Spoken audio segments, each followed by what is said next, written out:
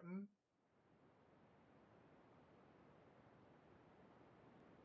All right, and we are live. So again, welcome everybody to the January 27th General Board meeting of Community Board 12 of the Bronx. My name is Dr. Michael Burke, and I am your chairman of Community Board 12. Let me be one of the last people to wish you a happy new year as this month has gone on. Hopefully you've had a good year so far, you've stayed healthy and you stayed safe. The intention was, of course, to have this meeting at the new YMCA, but unfortunately, this insidious virus has kept us from doing that. But in the meantime, we're still meeting with you virtually, and hopefully, you're getting a chance to participate with what we're doing here in the Community Board 12s. If anything, stay safe and get vaccinated. For those of you that are paying attention to us on Bronx Net Channel 67, Fios, I don't quite know the channel that we're on Fios, but we're also streaming live on Facebook Live as well as YouTube. Welcome to our January 2022 meeting of Community Board 12. Before we begin, I would like to ask that we say the Pledge of Allegiance. So I'm going to ask that we unmute ourselves, if we can do this in unison, and say the Pledge of Allegiance. And so I ask that we now say, I pledge allegiance to the to the flag flag to the flag of the United United States States of America and to the and to the republic republic for which it for which it stands, stands, one one nation, nation, God, indivisible, God, indivisible, indivisible, with liberty and liberty and justice justice liberty, for for all. all. and justice for all. All right. Thank you. Thank you. Thank you. That wasn't that bad at all. So let me mute everybody again. And so that way we can begin. So tonight, well, before we begin, I would like to do a couple of things. I would like for us to think about the victims of the fire that took place off 181st Street in the Bronx. I want to say the Twin Parks building. I like for us to think about those individuals that are in need of shelter in our prayers. And I'd also like to think and for us to pray for the two officers that succumbed to their injuries via the events that took place a couple of days ago. Those two officers had their entire lives in front of them, and yet they did what they wanted to do, which was to protect us, the community at large. And so, we thank them for their sacrifice and to know that they are in a better place. So I'm going to do this because I'm going to move this expeditiously, just offer a quick opening prayer by saying, dear Lord, we thank you for this day. We thank you for waking us up to see this day. Lord, we thank you that as we get ready to continue the business of Community Board 12 in Bronx, that you bless us with wisdom and insight, but more importantly, Lord, with empathy in order to be able to conduct the business that we need to conduct. Lord, we ask that you keep everybody safe today, tomorrow, and always. And we ask this in your son Jesus' name. Amen.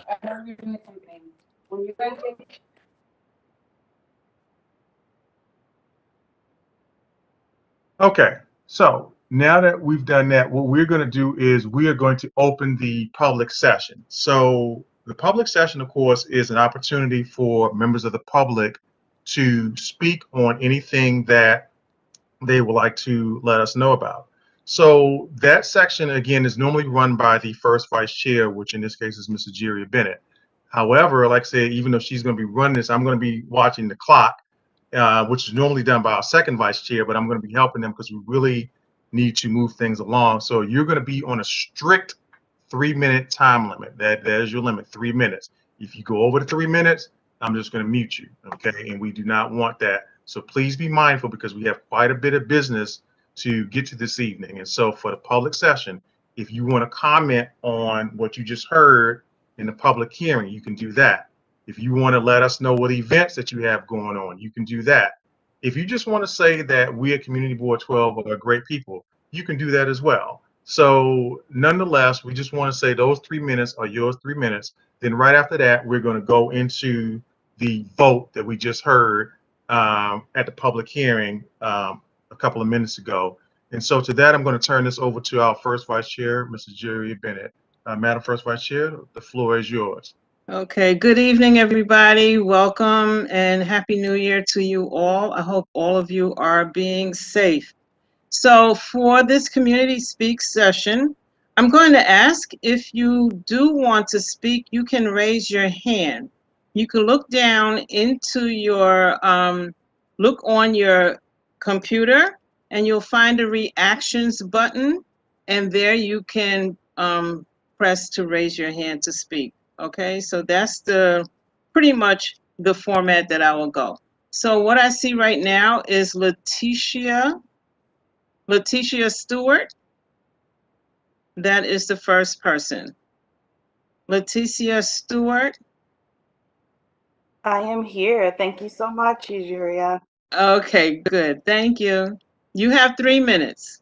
Okay, thank you. Happy New Year to everyone. It's a pleasure to be here with you again. Just wanted to make some announcements. My name is Leticia Stewart. I'm the executive director over at Iris Girls and Boys International. And we just have some things upcoming that we wanted to let you know about.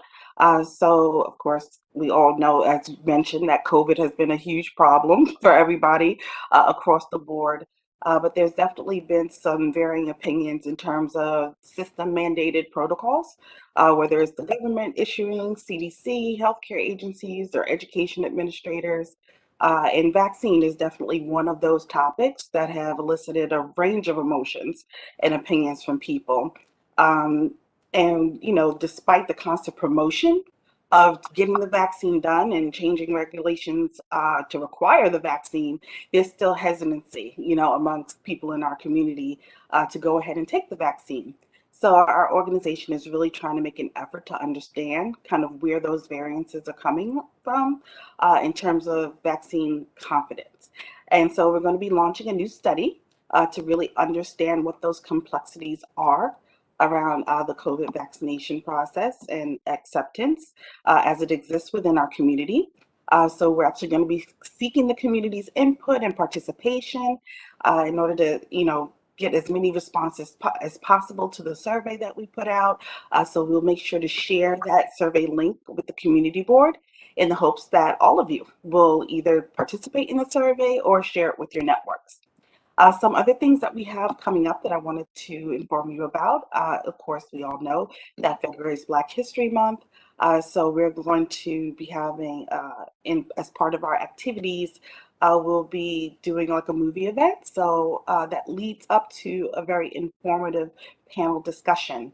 So we'll be doing kind of 3 weeks of movie viewing. And the panel is really going to focus on highlighting the struggles and the triumphs of Black males. So I will make sure to get everyone the information on that. So hopefully everyone will be able to join and again share with your networks. We also are going to be celebrating the wonderful diversity that exists within the Black community at our Free to Be Me virtual showcase. That will be taking place on Saturday, February 19th at 2 p.m. So you'll get to see a selection of our students show off their artistic talents at this wonderful event. Also wanted to let you guys know about our in-school program. So iRace has been offering in-school support for children's mental health services for a number of years now using evidence-based therapeutic models. And as you may know, school counselors and school social workers are often overwhelmed trying to accommodate all of the students that are in need of support. And since this pandemic, we've definitely noticed that there's been an uptick in the number of children that need support. And since the pandemic, and also in response, we've actually expanded our service to include more group work and also to provide supports for parents and educators. So if you happen to know a school that might be able to benefit from additional SEL 30 and seconds, Ms. counseling Stewart. support, oh, no problem. Please let us know. And lastly, we mentioned before our See Her, Be Her coaching program for young Black girls. We are always looking for young ladies to participate and also looking for strong Black women that are interested in mentoring and being coaches to these young girls. So I will definitely put my name and contact information in the chat. And again, we'll make sure to share information about all of these programs with the community board. So I thank you all for your time and for listening, and I look forward to seeing you at the next meeting. Okay, great. Thank you so much. Thank you so much for that. All right. So I see that Miss Patricia McDowell, she didn't see the button. No, I did not. Okay, you. for raising her hand. So Thank you for Patricia recognizing McDowell? it. Yes. Okay, yes. Good evening, committee members. I am representing the 3128 Exton Avenue Home Owners Association. I would like to speak on the property located at 3300 Palmer Avenue in the Bronx, known as the Palmer Court Apartments. I am joined with my president, Bernice Simmons, and other homeowners. I would like to bring to your attention the potential hazard and unsightly conditions this property causes to our community. The custodian of the property on an ongoing basis leaves piles of garbage and sometimes mattresses on the corner of the New England Thruway and wraps around to Gibbons Avenue. As a result, pedestrians are forced to walk out in the street where there is a blind spot to those vehicles flying around the corner on the service road of the New England Thruway. This can potentially cause cause the injured person to experience personal injuries, pain and suffering, emotional distress, medical and hospital bills, and loss of earnings to those people who are walking to the bottle distribution center.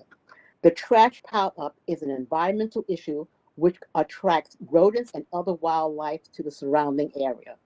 This property is constantly leaving a pile of uncovered mattresses, which can further create the bed bug issues within the community. On December 3rd, 2010, New York City passed a law which reads, you must seal any mattress or box springs in a plastic bag before you put it out with regular trash for bulk collection. This rule will prevent the spread of bed bugs. I am sure that if you look at other properties that this owner owns or manages, the conditions are extremely different. The sad thing about this situation, this would not be an issue in other communities. It is my understanding that numerous complaints has been issued concerning this property. We as a community are requesting that this property owner not only be fined, but all permits pertaining to this property and other properties that they may own in New York City be denied. All government fundings should be denied. Tax breaks should be suspended and denied as well. I have photos if you want me to share of the property. And on a side note, I would like to comment about the property that's being considered for rezoning on 80 Avenue. As a homeowner on Exton Avenue, I agree with Mr. Figueroa that they should table this discussion in terms of not vote on this property until we are clear about the zoning and also clear about the height of the building. I think the property should be only that particular parcel should only be zoned and not the community. I would like to thank you for your time, and I have photos if you'd like me to submit them. Okay.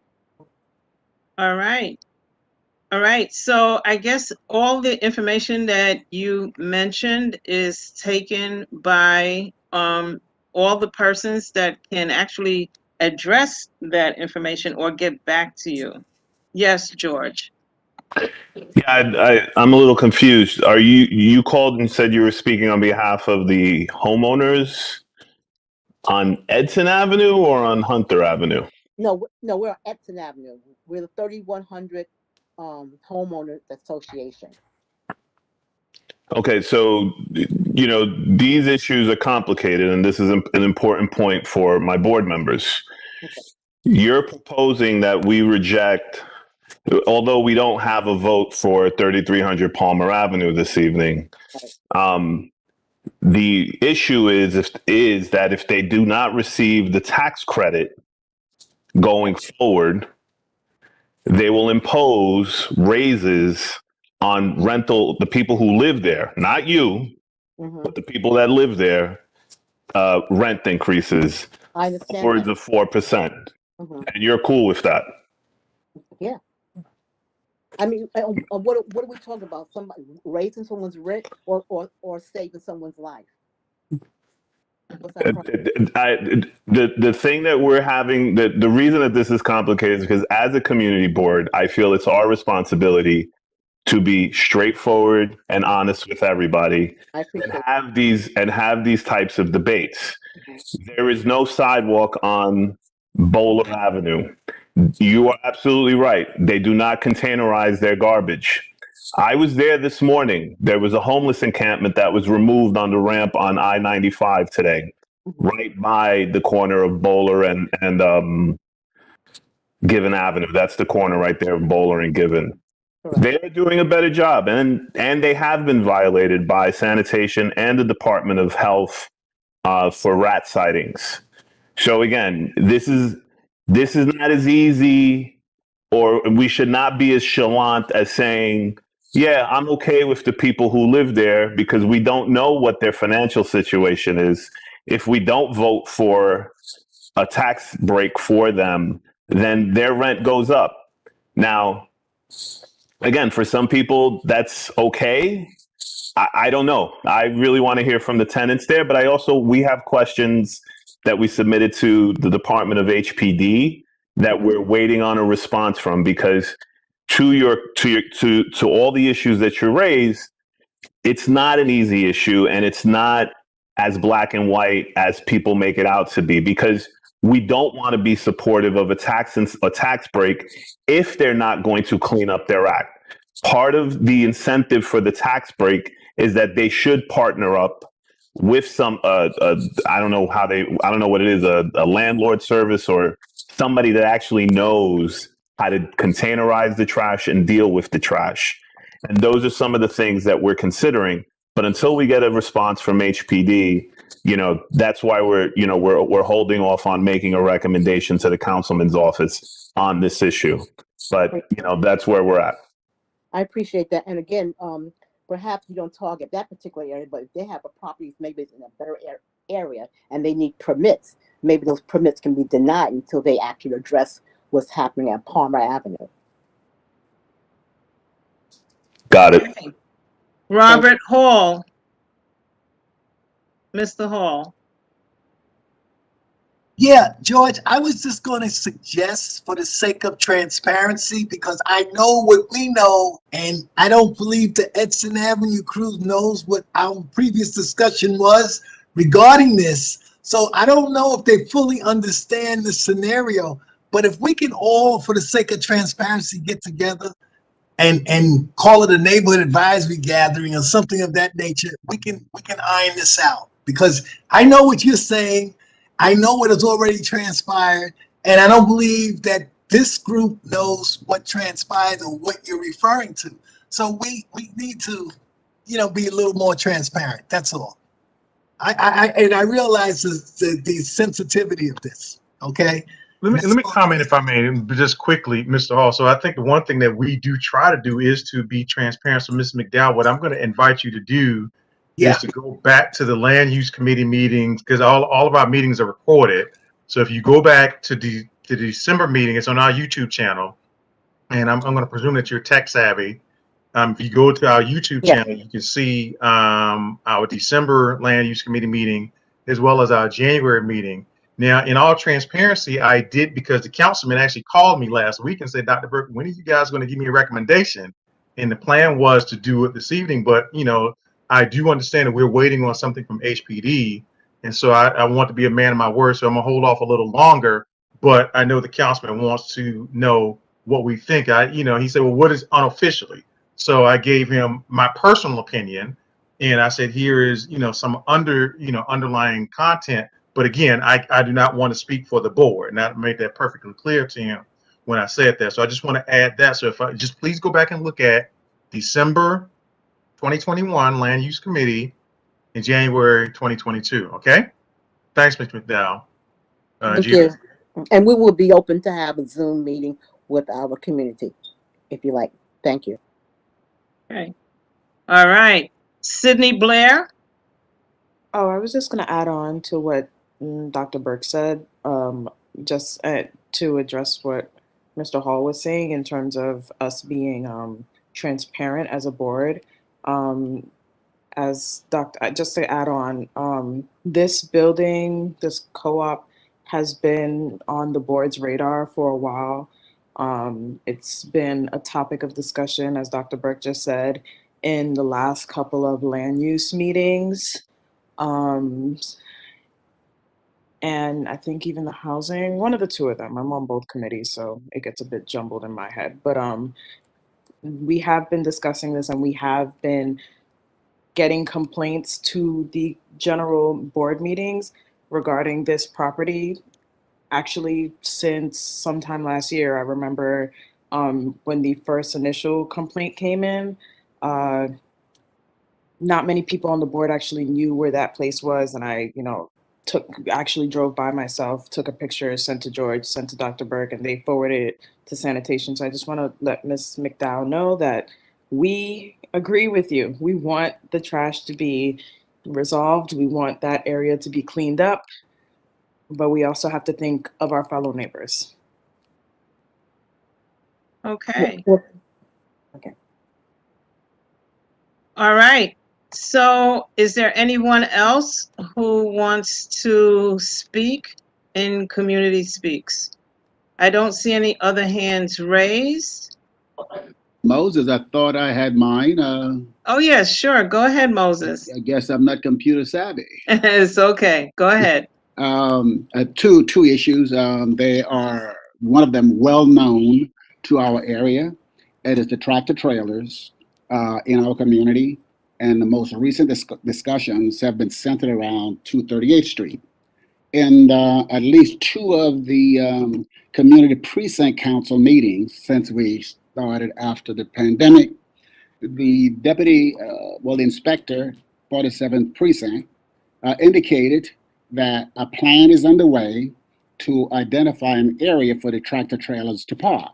Now, this has been going on for years, but what he said at this beginning of this meeting, that Community Board 12 has been tasked with looking at or identifying an area where these that could be considered for the tractor trailers to park. So I wanted to just bring that, for some feedback from the board. The other one, again, another long-standing problem, is on Baychester Avenue between East 241st Street and Camp Street. There is, in my estimation, a Claire Automotive repair shop that's been going on there for many years, and multiple encounters have been attempted to deal with that issue through 311, the 47th precinct. That location is getting worse. So, and so I guess what I might be asking at this stage, Community Board 12 support in this effort. Communications have been sent to some of the elected officials. The response has been really nil to nothing to some degree, in my estimation. So I want to make sure that these stay on somebody's radar, because this thing is we know the result. So I'll close out with that and hear some thoughts. Okay, so just to mention Angela Connolly, who is here on the meeting, she is a member of Senator Biaggi's constituent services team, and she has her information in the chat. So she can be contacted as far as those particular issues are concerned. All right, so in the meantime, I'm going to ask George. Thank you, Ajiria. So Moses is right. I don't know that we've been tasked. We are part of a conversation. Cynthia Prisco also put her information in the chat there. Cynthia Prisco works in Councilmember Kevin Riley's office, and I had a conversation with her and Jamal Yap in regards to identifying some sites within the district. Now, we are still within the early stages, but I do know, and I don't want to speak for the councilman's office, that they're trying to move as expeditiously as they can in trying to identify this problem. Well, I shouldn't say identify the problem, trying to deal with this problem, and that is creating some sort of, I don't know how to categorize it, a rest stop or something, someplace where trucks can park overnight, because we do have a lot of people who live within the district that are truck drivers, and they park their streets along Baychester Avenue, 238th Street, Edson Avenue, the bus depot over here near Co-op City. I mean, this is a problem not just germane to our community board. We have these concerns throughout the Bronx, Hunts Point in particular as well, community board too. So collectively, this is something, and I know that when Councilmember Riley posted this on Facebook or something, he actually got a response from another council member, like in the South Bronx, was like, "Hey, I want to work with you on this." So again, I don't know if Cynthia has to add anything or wants to add anything, but we are working, trying to resolve this issue because it is a very real problem for our district. And it's an overwhelming problem. And, you know, I don't want people to think that we're not addressing it or that the 4-7 precinct is not addressing it. It's just that this happens on a daily basis. That's all I have to say. Okay. All right. The second portion, I'll just add on that, Mr. Torres, we've talked about this. This has been going on. I don't think it is being handled proactively. I can date you back to 2012, how long this has been going on. And we've gone through that, but, you know, but have new players now. But now what about the location on Baychester Avenue? Between the repair shop, right? Say again? The repair shop you're referring to? That is correct. All right. I'll follow up with you tomorrow. I don't want to get into the weeds here, but because there's other people that want to speak as well. Appreciate it. Thank you. All right. All right. Thank you. Robert Hall? Yeah, I just wanted to say, I just remember reading something to the effect that George Torres deserves a lot of kudos because he indicated we need to build something there in the best interest of this problem. Okay. It has been going on for quite some time. Mr. Moses is correct. 2012 was about the time it was at its hiatus, but no one has directly addressed this. And unless something is built or we have an area that's large enough to encompass all of these vehicles, it would take care of all of the neighborhoods, all of them. Baychester, Barnes Avenue, everywhere. Okay, so we're still in the weeds trying to research that. All right. So I do see I have John Isaac, and then I have Cynthia Prisco from Kevin Riley's office. We are trying to keep it for community speaks. Let's hear from the community. Is there anybody else from the community? This is John's sister, if you don't mind. This is who? John Isaac's sister. Okay. If you don't mind, I'm just tapping in. Okay. A serious concern on White Plains Road along 232nd and White Plains Road. On a daily basis, there's a supermarket that's offloading and unloading trucks where there are local bus stops for children boarding the yellow buses, in which the buses and the travelers have to commute on the oncoming traffic side, which jeopardizes the safety of people crossing the streets and cause traveling along the thoroughway of White Plains Road. Okay. So my concern is the safety as far as the children boarding the buses in the morning. There's a local bus stop right there, 232nd. There's another one that's located at 231st on White Plains Road. There's trailers double parked on both sides of the street. They're triple parked, actually. All right. So for the safety of the commuters out there, the buses, the people walking to work, where is that leaving us as far as safety is concerned? That's true. It sounds like Department of Transportation. I'll turn to Pamela. Hi, Miss Pamela Hamilton. How are you? Yes. Pamela Hamilton Johnson. Just want to just add Moses that issue is truly an ongoing. Hello? Hi, can you hear me? Can you hear me? Yes, we can barely hear you. You have to speak up a little. Can I talk? Can you hear me now? Yes. Okay. So I'm just gonna talk a little louder because the issue Bronx has been an issue for a while, and I really had a chance about it. Like, why stop adding You're up? going in and out, Ms. Okay, Johnson. yeah, you are going in and out.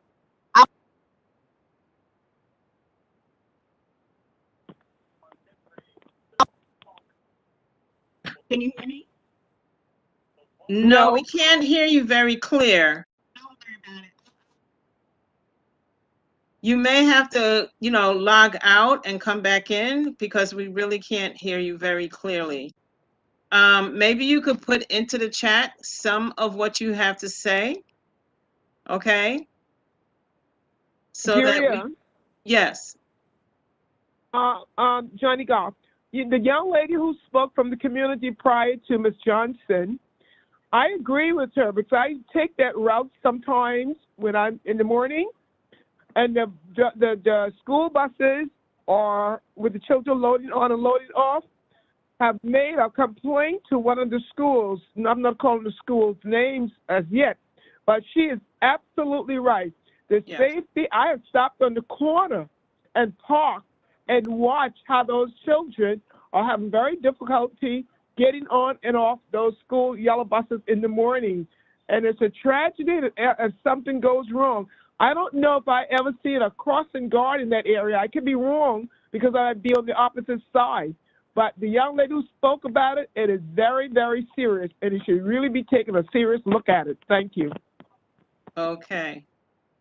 Yes, I think the school buses have telephone numbers on them, like you can call to make the complaints. They don't. They don't. All right. So, I mean, we'd have to have somebody to come out to look at the traffic situation right there. And that's something that we could look at and take up at another point, So I don't see Jerry, can you hear me? Yeah. Can you hear me now? This is Pamela. Can you hear me better? Oh, yes, we can hear you, Pamela. Okay, so I just want to add to Moses's point. That has been an issue in reference to the tractor trailers. But when I gave it further thought, I'm thinking, why do we want to have all of that exhaust in a designated place in our community? There are other communities that don't have it. So you have to be really careful, what you ask for, because when you ask for that truck stop, you're asking for exhaust and things in the environment. That's all I wanted to say with that. Okay. Thank you, Pamela. Thank you. All right. So for the community speaks, we know that there's an issue as far as school buses are concerned. We are going to have to address that.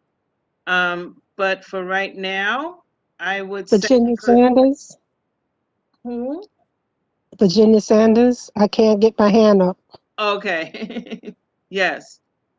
I noticed that 241st and White on 241st Street up and down from Furman to Barnes where the bus stop is getting very dirty and nasty again. Mm-hmm. They're starting to put stuff behind that fence again like crazy. I'm pretty sure we had it cleaned up before, but now it looks just as bad as it did previously. Yes. Okay. All the way from Barnes to Furman. Okay. Where the bus stop if we is. just get the addresses and the locations and you could just write them down, you could send them in to George, I guess. And, like sanitation will take that up and then at some other point. I'm sure that, we have a sanitation issue across the Bronx. It's all over the Bronx. It is just a growing issue. And I think it's going to be addressed. All right. Okay, just wanted to inform you. Okay, thank you. All right. John Isaac? Yes, I'm sorry. I think you're misunderstanding what I'm saying to you in regards to the school buses. It's not the buses that's obstructing the traffic. There's a supermarket located at that corner. Yeah. There are trailers, multiple trailers obstructing the road. Okay. During rush hour. Not only is it obstructing the road and the safety for people crossing the street, but it's also a thoroughfare to our local hospital. in which ambulances are not able to pass in the event of an emergency. So it's not the buses are the problem, it's the tractor trailers. Okay. Maybe they can reschedule and find a different way or time frame for the trailers to deliver to the local supermarket rather than during rush hour. Okay. All right. Again, that's what I'm thinking. It's like, I don't know as far as who would address that particular situation. It just seems like, I don't know if George, you can answer who can address that particular situation for that supermarket. I mean, I did witness a school bus today, and it was really the same thing. And it was around 4 or 5 o'clock today. No, about 4 o'clock today. And I saw a school bus that was having a hard time. And I said, wow, they can't, let kids off the school bus at that time. It was like a little traffic jam that did happen at 233rd Street and White Plains Road. So I did witness this very same thing. So I see Alfredo. Okay, can I jump in for a second, Alfredo, before you answer that? Because George wants to answer the question. Guys, remember, we still have a lot of business to get to tonight. So the longer we do this, the longer we're going to be here. So just remember that. No, I'll follow up with John Isaac's sister tomorrow. White Plains Road is a very congested road. So, I'm not going to get into the weeds here. There is legislation before the city council for loading zones. We have not opined on that yet as a community board, but that is a strategy that the city council is exploring about putting loading zones in certain areas so that you can sort of deal with this issue. Okay. So with that, I'm going to close the community speak session so that we could move on, and we'll go on to our next session. Thank you so much, everyone. Not a problem. Thank you, Madam First Vice Chair. So the public gallery session, Community Speaks, is closed. So the next item on the agenda is actually the vote. So for the land use ULURP items that we have in front of us. And so before we do that, we need to take a roll call of all board members that are present. So board members, right? This is where we're going to turn this over to Madam Secretary. So I'm going to tell you what she's going to say because I'm going to say it for you. All right. When your name is about to be called, you know where your name is on the list, right? When your name is going to be called, please unmute yourself, say your name, and then mute yourself again. The more expeditious we do this, again, the quicker we get out of here, right? Because it's 8:49 now, right? And I'm trying to move this meeting along. So that's what Madam Secretary is going to say. And I'm sure that she appreciates me saying it for her. So let's not take all day like we can sometimes do, right? When you know your name is going to be called, unmute yourself, say your name, whether you're present or not, and then we move forward, all right? So she's going to call a roll before the vote. Madam Secretary? Judith Benitez, present. Egeria Bennett, Present. Sydney Blair, Present. Denise Bond, Present. Ivan Boras, Present. Carla Basati, Present. Michelle Brumfield, Present. Marlene Allen, Present. Victor Brown,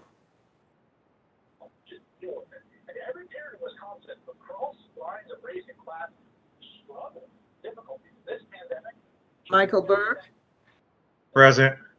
Sadie Campbell, Present. Joan Claude, Present. Beatrice Coronel, Present. Colleen Dickerson, Present. Tashawn DuBois, Present. Kevin Eichelberger, Present. Alfredo Figueroa, Present. Hannah Gabhali, Present. Barbara Gibson, Present. Johnny Goff, Present. Robert Hall, Present. Lisa Hayes, Present. John Isaac, Present. James Theodore James, Present. Keisha Martin, Present. Alpha Last, Carl Anzano, Present. Jerron Manzetta,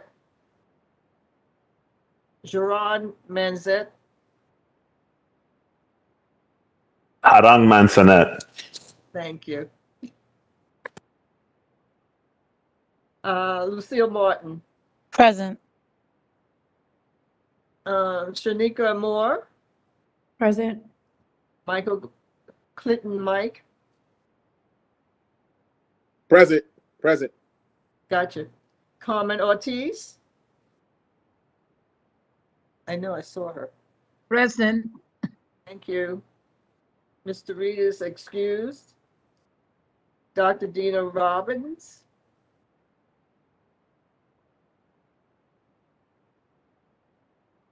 Jessica Samboy, Present.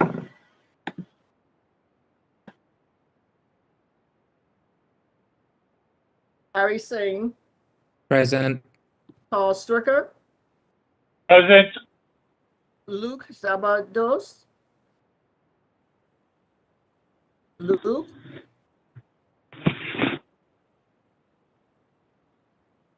Luke, did we see him before? He was on before. Yeah, but he's not answering now. Okay. Deborah Torado, Present. Esther Yema,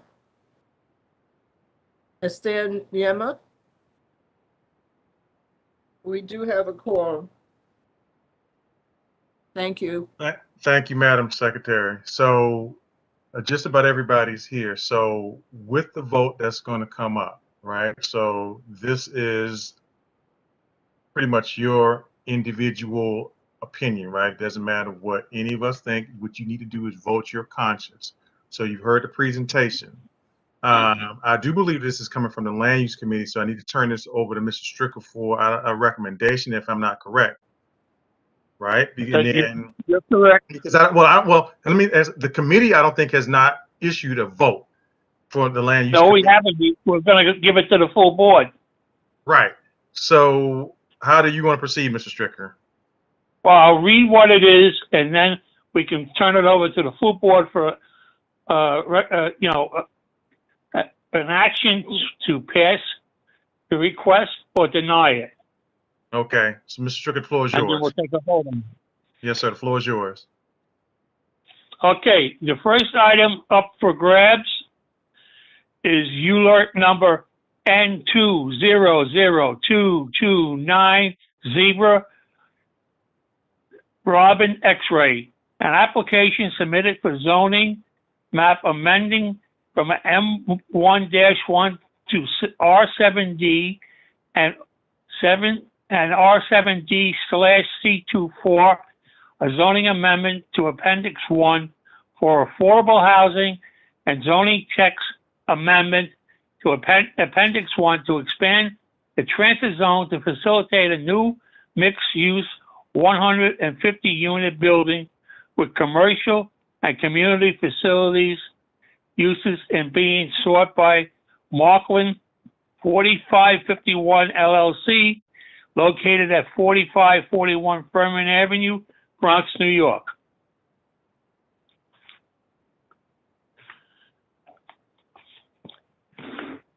Any comments, please?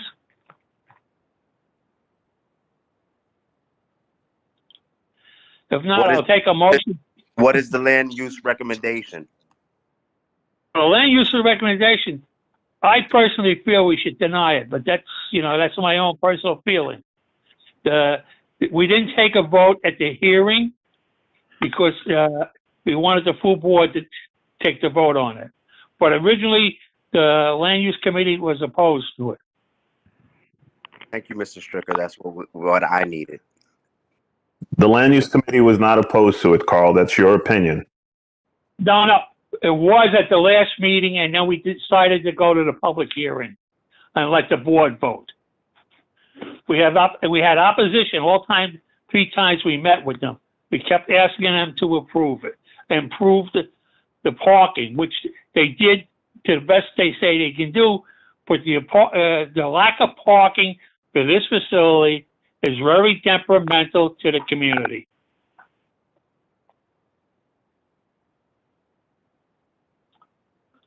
So let me hear a motion, please.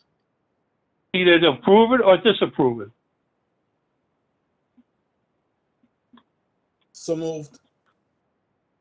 Are we voting to move to approve, or are we? Either, yeah, it's a land use hearing. It's very time constraint. So we have to vote on it tonight. So the board has their input.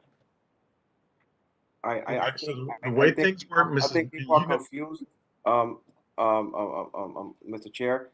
So we're gonna do a vote to either say yes to approve or no to approve. I think that's how we should proceed.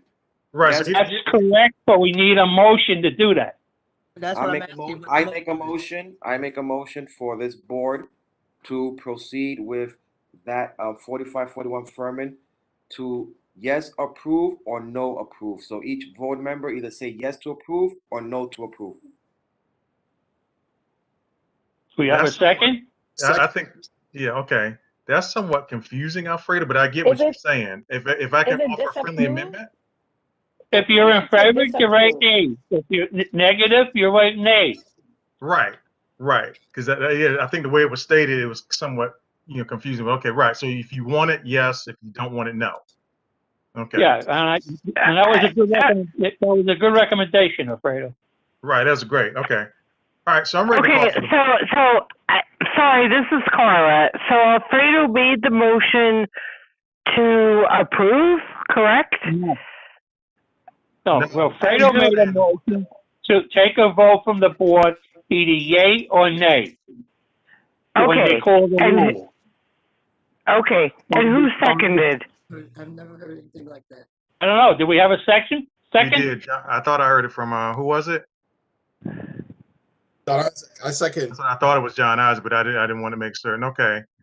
Okay, Mr. so Hall, now we have a second.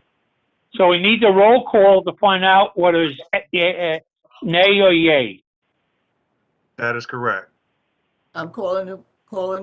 Before you, is there any more unreadiness? Because I could have swore I saw somebody's hand up. Mr. Hall, do you have your hand up? No? All right, so call for the vote, Madam Secretary. Okay. Judith Benitez? Aye. Egeria Bennett? Aye. Sydney Blair? Nay. Denise Bond? Nay. Abstain. Paula Basadi? Nay. Allen? Abstain. Victor Brown? Deacon Brown is excused, and Norbert Bryan is excused. Sadie Campbell? Sadie Campbell? That's crazy. Nay. Thank you. Joan Claude? Nay. Beatrice Cornell? Abstain. Colleen Dickinson? Nay. Kason DuBois? Nay. Kevin Eichelberger? Nay. Alfredo Figueroa? I vote yes. Yes. I got you. Hannah Gapali? Nay. Barbara Gibson?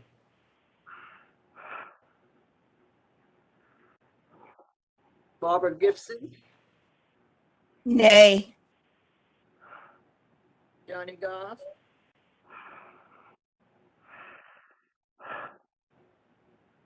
Johnny Goff? Nay. Robert Paul? Nay. Lisa Hayes? Nay. John Isaac, Nay. Theodore James, Nay. Keisha Martin, Nay. Ivor Lamas, Paul Anzano, Nay. Sharon Manzaret,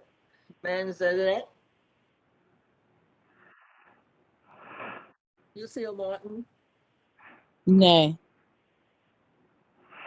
Shanika Moore, Abstain.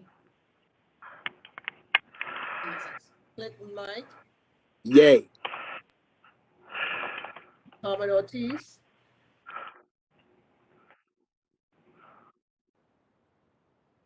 Carmen Ortiz,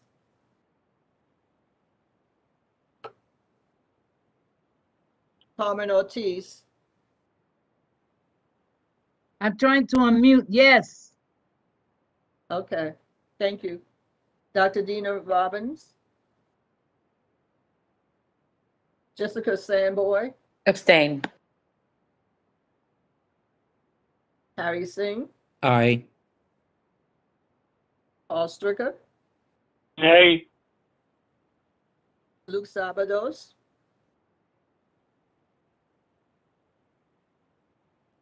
Luke Sabados, Deborah Tirado, Abstain. Esther Yema,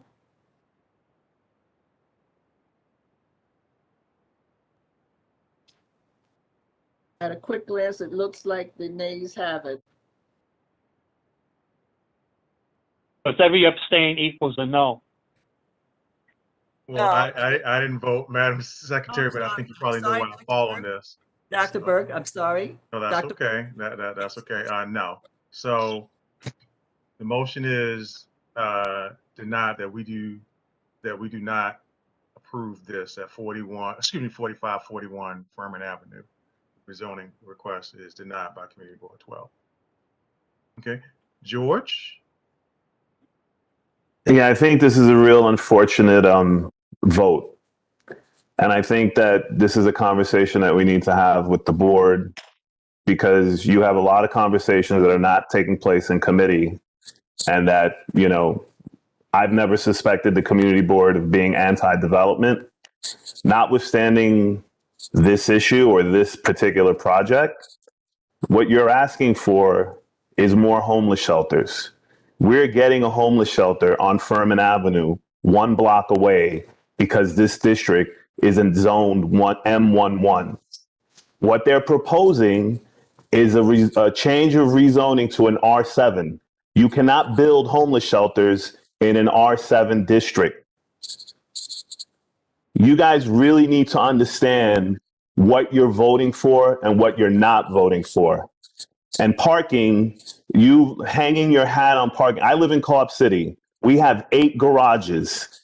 Each of us pays for parking. Nobody in Co-op City pays for, gets free parking. And I'm sure that people who live in buildings that have garages on the first floor also pay for that parking. So again, notwithstanding this particular development, they were rezoning other blocks, other parcels of property on that block, so that we could avoid having a homeless shelter. There is a men's homeless shelter 1 block away that will be opening within the year from this facility. And all you're stating by saying no is that we welcome that sort of development. Because guess what? These redevelopments happen with particular projects. So 4541, like we saw at 1930, or we will see at 1930 AD Avenue, city planning asked them to rezone the other parcels, the private homes there. And at no benefit to them, they said, okay. We had this conversation 3 years ago with the Enclave project on 241st Street. There is no difference between the Enclave project that we supported as a community board and this project, other than the chairman of this board has been leading the cause to be anti-development. And it's really heartbreaking because you're condemning that community. Because guess what? Nobody's going to voluntarily rezone that until another development project comes along. And the final thing that I'll say is we are advisory. This is going to go for the city council. They're going to say yes.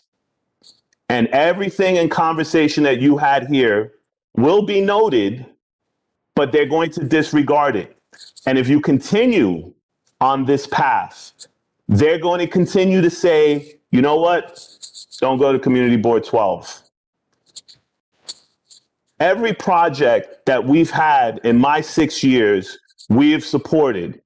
And in the last 2 years under this current leadership, we even said no. We didn't say no to a homeless shelter, to Wakefield Grace Baptist Church with senior housing.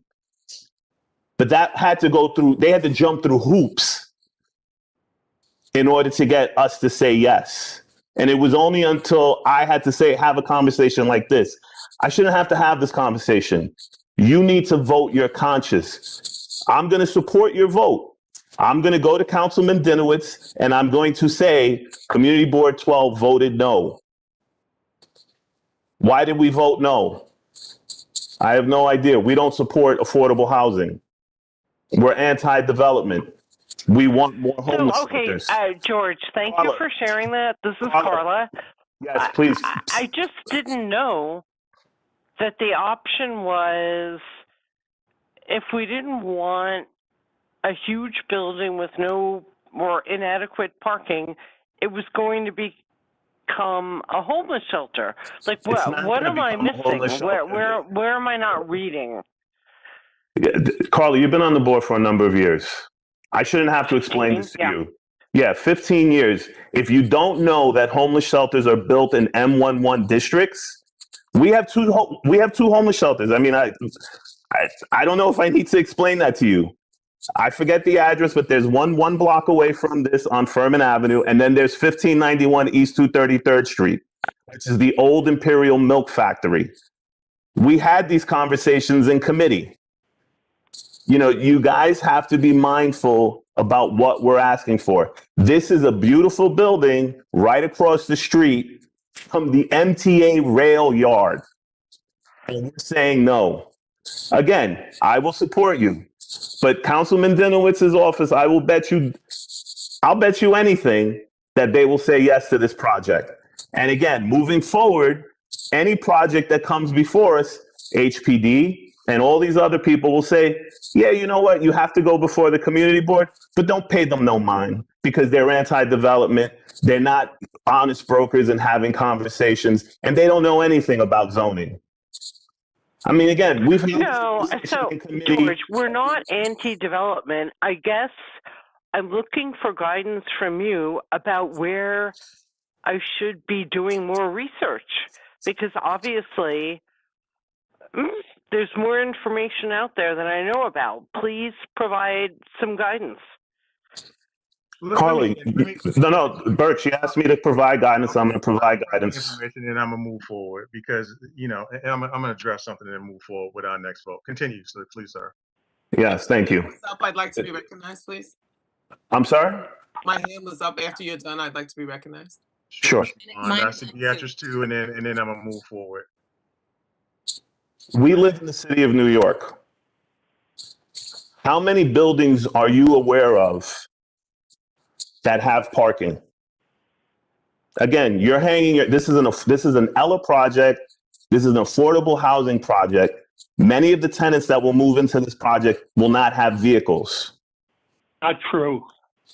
Carl, I'm not even going to address that. Not true, because I think about even the fact that, for example, I live on Murdoch and 233rd, and at one point when I was younger, there was plenty of parking on the block. And now you can barely park because there's so many renters. I even think about how if you go to Edenwald, for example, that's the projects. And to just to go and get a vaccine at the community center is hell and high water to find a parking spot. people were double, triple parking in that area. That's Listen, I'm a native New Yorker. I live in Co-op City. You don't have to talk to me about parking. Parking is a challenge. I understand that.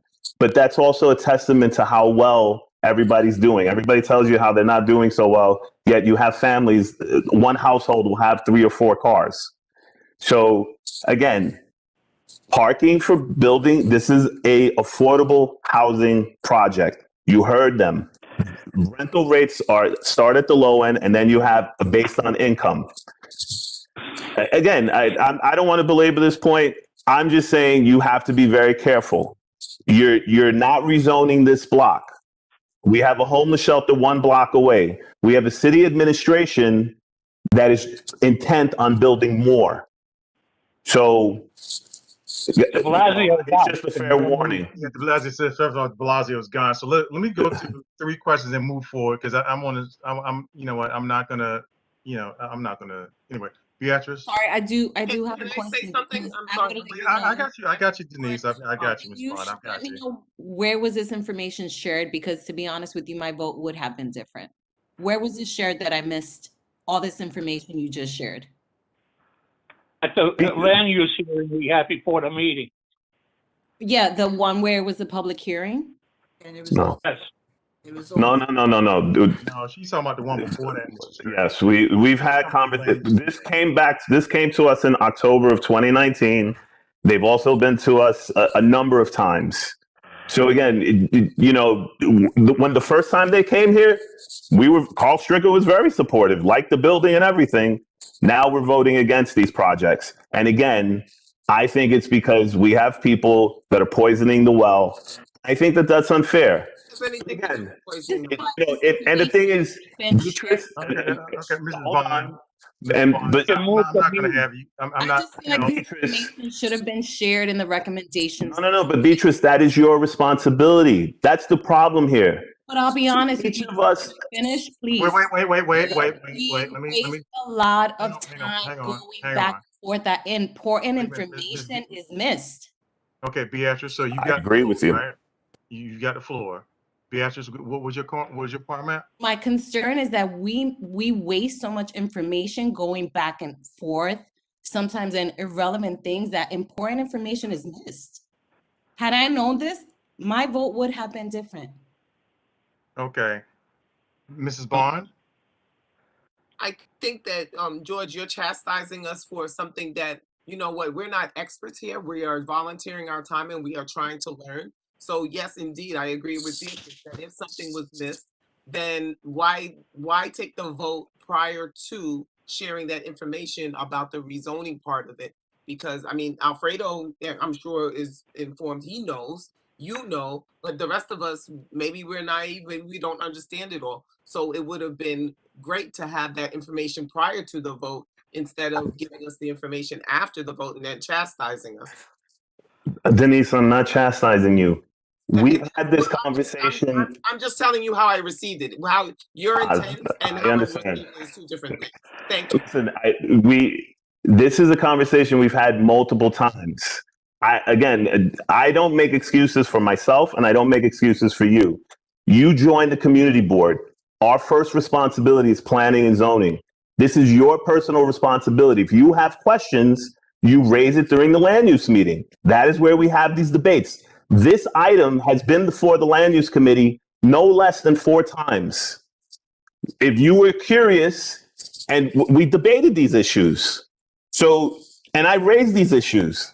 I even said it in the public hearing that I support. I think that we support. George, I think you're missing the point. What I'm saying is, if these were the concerns, to say it prior to the vote. Don't let us go and vote and then not bring this to refresh our memories or bring it to our attention again, is what I'm saying. Ms. Blair? Okay. My final thing about this this project is, as I said in the chat, one, I think that as a board, I think regardless of our vote on this project, I think we can all agree that all of us are tired of bargaining with both the city and developers trying to come into the community. trying to develop things, and then we get left with the short end of the stick from both parties. Secondly, back to the kind of parking situation, there are plenty of affordable housing buildings being built all across the Bronx. I've been on the mailing list for all these properties that pop up everywhere, not even only in the Bronx, but in the entire city. And a good chunk of them, I'm not going to say every single one, but a good chunk of them are built with some kind of underground parking or parking on the lower level. Why is it that developers are coming into the community? I'm not against affordable housing. I don't think any of us are against affordable housing, but it's frustrating that we see the parking situation. We see that COVID has scared people into buying used cars. Used cars are a hot commodity right now because people don't want to take the subway anymore. I think MTA is advertising to us to tell us to get out of our cars and back into their buses and subways and whatever the case may be, because people have been driving more. Lots more people own cars. And whether or not we want to admit it, plenty of people in New York City have cars whether or not they can afford them. The least we can offer them as a board is somewhere to park them. Let me close this off. I mean, I see a couple people. I see Lisa, you have your hands up, and I want to say something right quick in there because we need to move on. So Lisa, you had your hand up.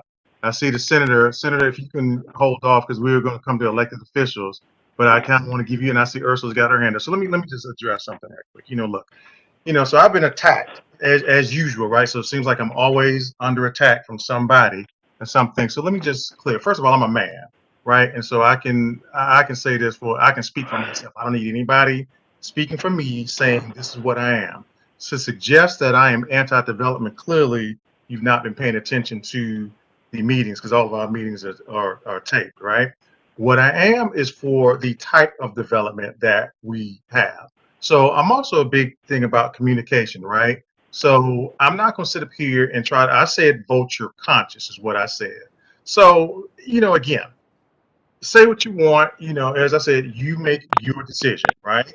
So my thing is this, don't come after the fact because again, we are the community board. We're the ones who get to say what we feel, right? Not what George feels, not what Dr. Burke feels, not what anybody feels. You vote how you feel, all right? And that's what happened, right? We voted how we feel. And that's why when George says what he says at the meetings, I listen because I'm looking for guidance, right? Same thing with Alfredo. If you remember at the last meeting, Alfredo said, I apologize for taking so long. I was like, no, we need people like you to ask the questions so that we can make an informed decision. And I said that, right? For all those of you that were at that meeting, I said that. So now to sit up here and hear what you just heard is disingenuous by the person who said it. But that's another topic for another day.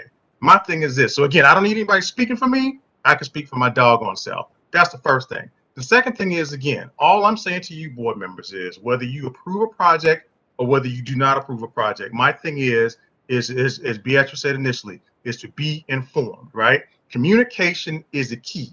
Communication is the key. So one of the things of which I have not done an effective job of this year, if you remember, I used to communicate with you almost every week, right? But again, that A got to be a little tiring, and B, I felt that I have other things to do.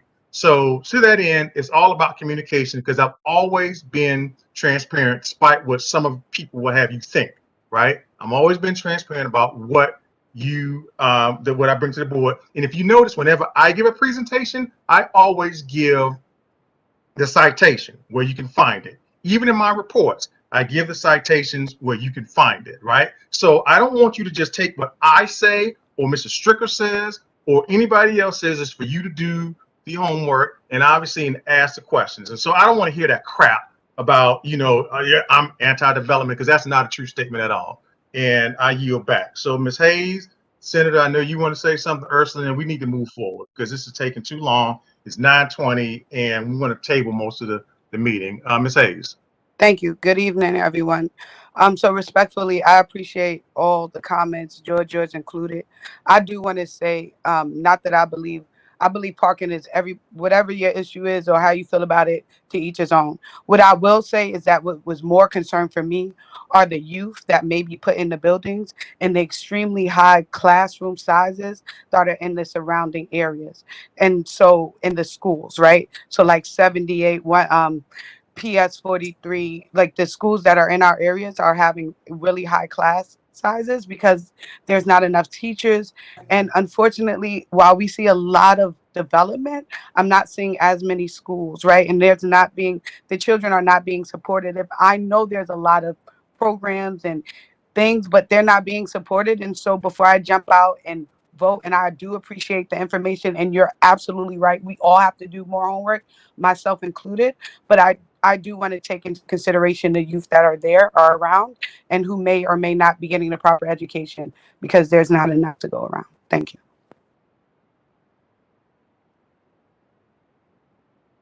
Senator, you're a little early, but feel free. You want to chime in? Yes, please. I am happy to, first of all, good evening, and you all have more stamina than I have, so that's incredible. And it is an important dialogue to have. So what I'm just offering here is that we are happy as an office to do an information session with the city or partner with our council members, even Councilmember Riley's office. We can make it happen so that there's information that's like readily available about whether it's zoning, housing, like whatever these issues are, we can do that. I just want to be also clear that a lot of these issues, absolutely, as Ms. Hayes just mentioned, they overlap with one another in a way that means that we can't take care of one thing without taking care of the other. And housing is like one of the most important issues of our generation because the younger generation is going to literally have nowhere to live. And I mean this wholeheartedly.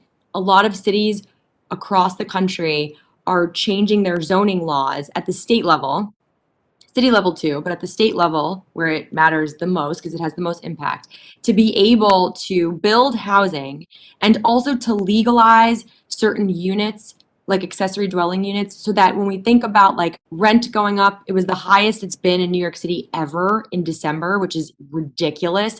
Like the way that we can get at this problem is by having more housing. We can go into the issue of parking anytime, any day, happy to. I think our city actually has a right or has an obligation to provide adequate transportation. And hopefully with the federal money that we get, we will be able to finally do that so that our subways and buses are at the standard that we all deserve, because it matters about whether or not somebody decides to go and use it versus buying a used car. So I hear all of that. But anyway, the point is, I just want to make my voice heard on this issue because it's a huge problem. It's also part of the reason why people become homeless and then unfortunately are forced to live in shelters. And so I, as an office and my team are happy to put together, whether it is a webinar that can be shared amongst the community boards or just to serve as a resource for this particular time. We want to be helpful here. And I have to just also share one final thing, which is that there is so much information at every level of government, and sometimes it is overwhelming even for me. So if you feel like you don't know everything, we'll never know everything about everything. It's just like never going to happen. But I think that there are ways for us in government to make the information more easily accessible and also just like consolidated so that it's like a cheat sheet you can go to and then refer to it when you have questions, and you don't have to feel like you don't know, because that's the worst feeling in the world, to not realize that there was information that you needed to make a really important decision. So the point I'm just trying to make is that housing is so critical to the future of our city and state. We're here as a resource. We're happy to partner with anybody who wants to partner with us, and we'll make things easier for all of you. Like that's our job. So like we should make it easier for you. Any of the other updates I have, I'm going to put them in the chat so that I don't have to say anything else tonight. So that's all I'm going to say. Thank you for letting me speak. Thank you, Senator. We appreciate you. Ursula? I don't know because it is a headache, but maybe you guys who got your resource book, we provided you with a zoning book. And also I always send out the information from city planning when they give their workshops. And I know that I send out a lot of information, and if it's too much for you, just ask me to just put you on the agenda list. That way you won't get everything. But it's very important to look through the handbook that we gave you guys. For the new members, I don't think you Ursula, you're breaking up. You're breaking up. have these workshops. You really just saying when city planning have the workshops. Can you hear me? Yeah, you're breaking up. You were kind of in and out. Sorry, when city planning have the workshops, you guys really should attend. And if you don't have the zoning handbook, stop by the office.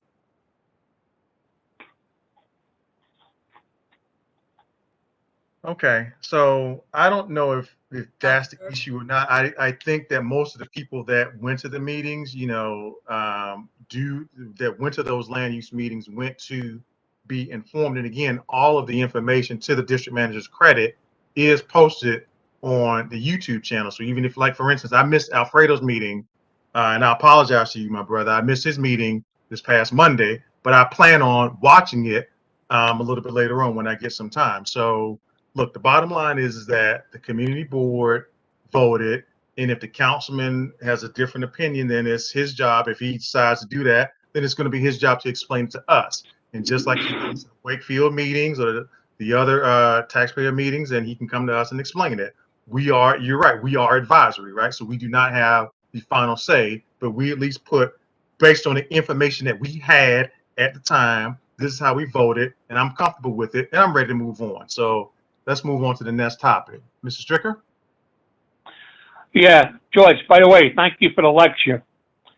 The next thing on the agenda is ULURP number Nancy 21039 to Zebra X-ray. A zoning map and text amendment from an R4 to an R6B with an MIH to facilitate a two-story building that's 14,264 square feet daycare center community facility. This is being sought by Centerland Realty at 1930 AD Avenue. Well, this was discussed, and it would be basically logical to give them the zoning change because they are cutting down the height of the building in the back by 2 feet to conform with the R6B. But the only thing that I see that might, and also they were asked by city planning to upgrade the zoning for the 3 privately held buildings next door to them because they're all illegal height for the zoning. So we're bringing it to you. The daycare facility is definitely necessary in this community, and it's being run by a fine organization. The key is, do we want to approve the 6B or 6B upgrade? Because once we give it to them, it's there, and maybe, you know, God forbid, 10 years from now, they decide to tear down the daycare center, they could put up a tall building. I like to see some restriction on the R6B, stating that if the usage of the building changes, it reverts back to an R4. And otherwise, I don't see an issue with giving them the 6B. As far as the 3 adjoining houses, it would be nice to include them in it, but the point is, none of them have a CFO, and I think each one, that if they want to conform to what is necessary, they will have to go for their own upgrade of zoning for their particular building. That's my opinion. You know, you don't have to agree with me or disagree with me.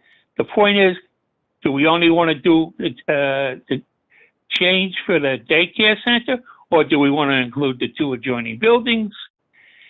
And that's going to be up to the board. And do we want to put a restriction if the daycare center ever leaves there, which I don't see it happening because the population is growing in the valley, got to revert back to an R4. So that's my recommendation. So well, that's your personal recommendation, right? So that's Yeah, not right. But the right, board, okay. Right. but the board didn't make a decision. We're giving it to them. I'm just telling what options they have. Yes. Yes. Okay. So again, so I see this man has his hand up, so I'm gonna recognize that. So again, that's what we always say. This is about what you feel based on the information that you have in front of you. So with that being said, George. Just by show of hands, I know there's 2 other hands up, but does everybody understand what you're voting for? We have the applicant here. We had the public hearing before it. Is there any questions? Is anybody confused about what we're going to vote for? By show of hands, because this is your opportunity. If you don't know what we're voting for, you raise your hand and you ask the question. I have a question. Who's that? We have hands up, so we go in order. I'm Ivan, sorry. raise your hand, Ivan. I'll wait. Right. Okay. So thank you. So Ted James had his hand up first, and then I saw Mrs. Bond took hers down. No, my hand is up. My hand is up. Okay. Okay. So Ted, I recognize his first, then yours, then I see the attorney LaBelle, and then Mr. Boris. So my question was in the chat and it never got answered. The question was, what is preventing the developers from establishing a daycare without getting a zone change? It is there now, but it's illegal.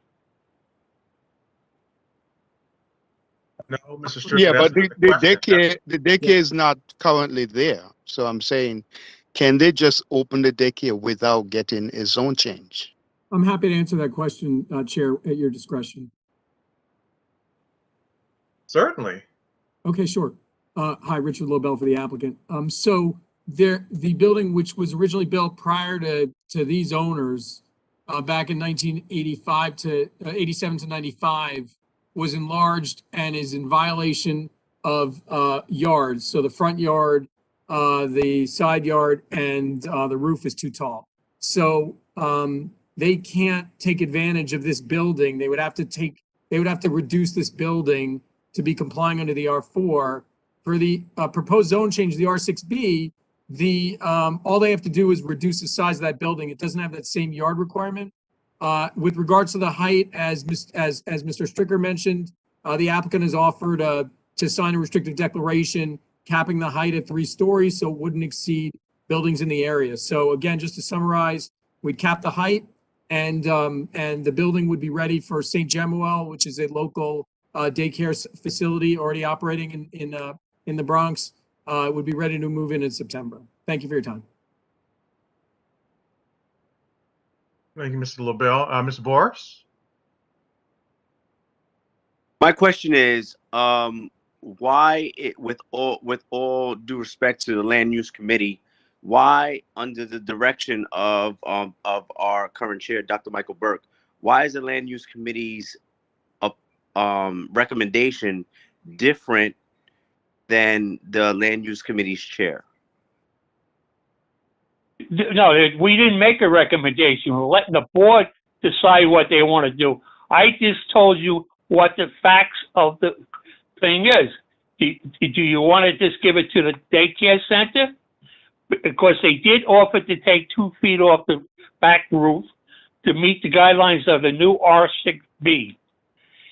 And they also offered to make the 3 buildings next door to it legal by having those buildings zoned the same way. And all I said, my opinion is, as far as the daycare center goes, I don't see an issue with it, but I see an issue with them upzoning the 3 adjoining buildings because all those 3 buildings are illegal. again, for sake of clarity in my question, why hasn't the land use committee come to a consensus on this recommendation? Let me answer that. So the reason is because we had meetings regarding this, and the land use committee had to have a public hearing before they could make a recommendation. So they couldn't make a recommendation without the public hearing because they wanted to hear from the public.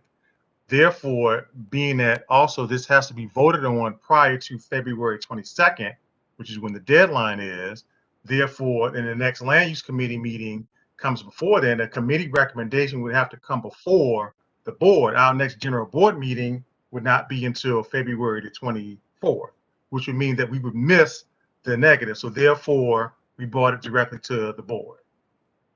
Thank you, Chair. Not a problem. Thank you, Mr. Boris. Yes, ma'am, Alfredo. Hi, everybody. This is for the board members. Just like George was saying, if you guys don't understand what's happening here and you need more clarification regarding this particular vote, please ask now. So I have a question. I couldn't get my hand raised. This is Michelle Bromfield. I see, Ms. Bromfield. What's your question? So there was Mr. Stricker had a clause or before we we're voting.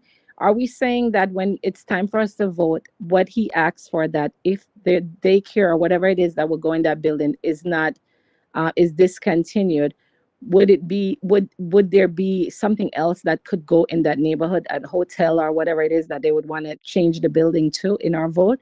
Would that be included? What let me answer that. Yeah, if the daycare center, which I don't believe will ever go out of business because we need it for our children, is that if they close and then a larger size building can be put there. Small apartment house or more 3-family houses or whatever, which would equal the 3 illegal buildings out next door to them.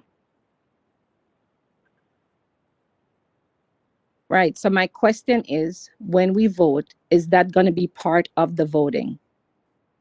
Well, my recommendation is, and it's only mine, it's not the committee's recommendation, is that we put amendment to it, is that we approve the 6B for the daycare center, which is definitely required in that community. But if they ever move out, it reverts back to an R4. Okay, so when the motion is going to be made, is that going to be the additional part to it? That's my question prior to voting. Well, it depends on who makes the motion. I can't make the motion. It has to come from the floor or somebody from the land use committee. I mean, when the motion is made, then you have to make a decision whether you agree with the motion or disagree with it. Mrs. Bond?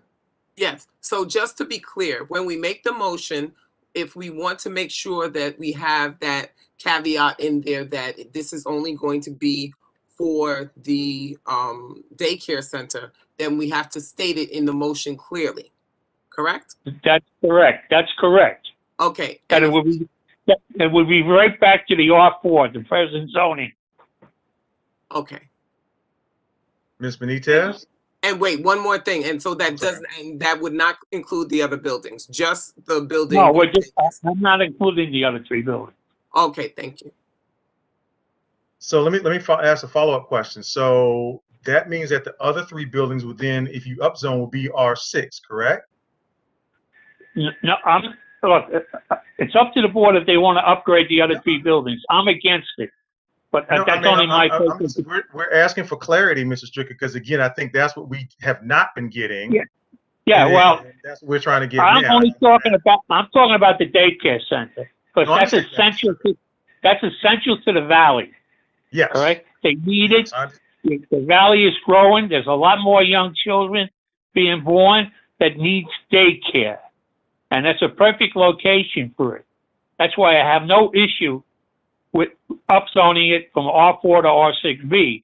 But if the daycare center ever chooses to leave, which I think is a one shot in a million, then it would revert back to the R4.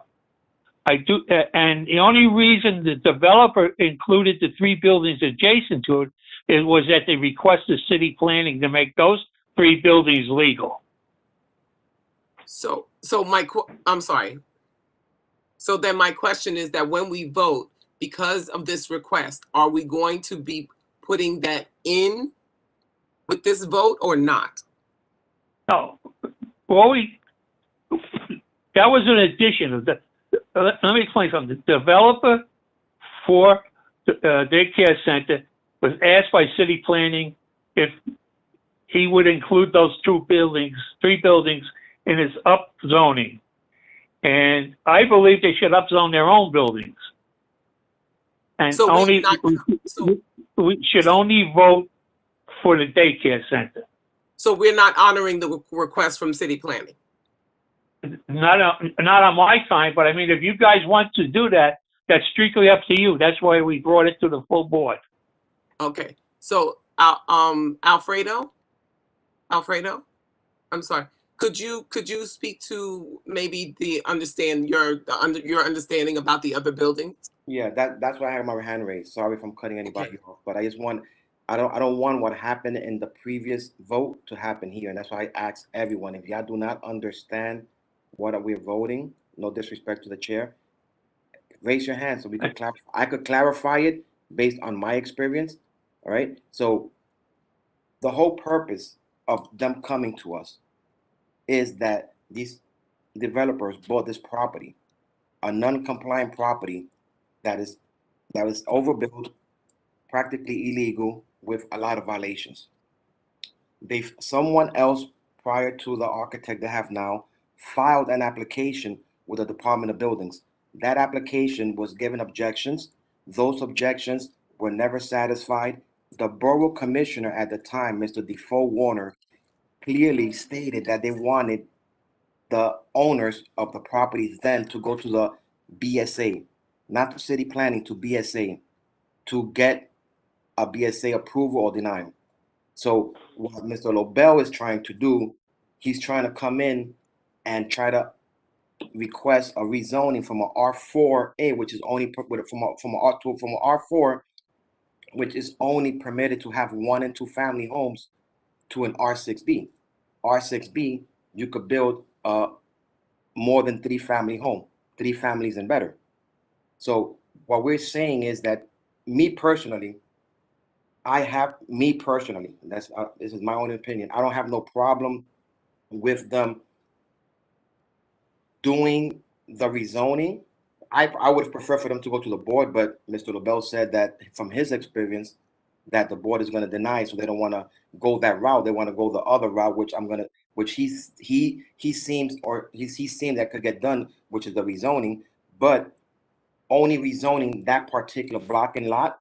And what I requested, and this was just my opinion, was for a restrictive declaration be prepared by attorneys and submitted to the county clerk's office, stating that at no point, whether it's now, tomorrow, next year, 10 years, is this property is gonna ever be developed for nothing but what we're approving it for.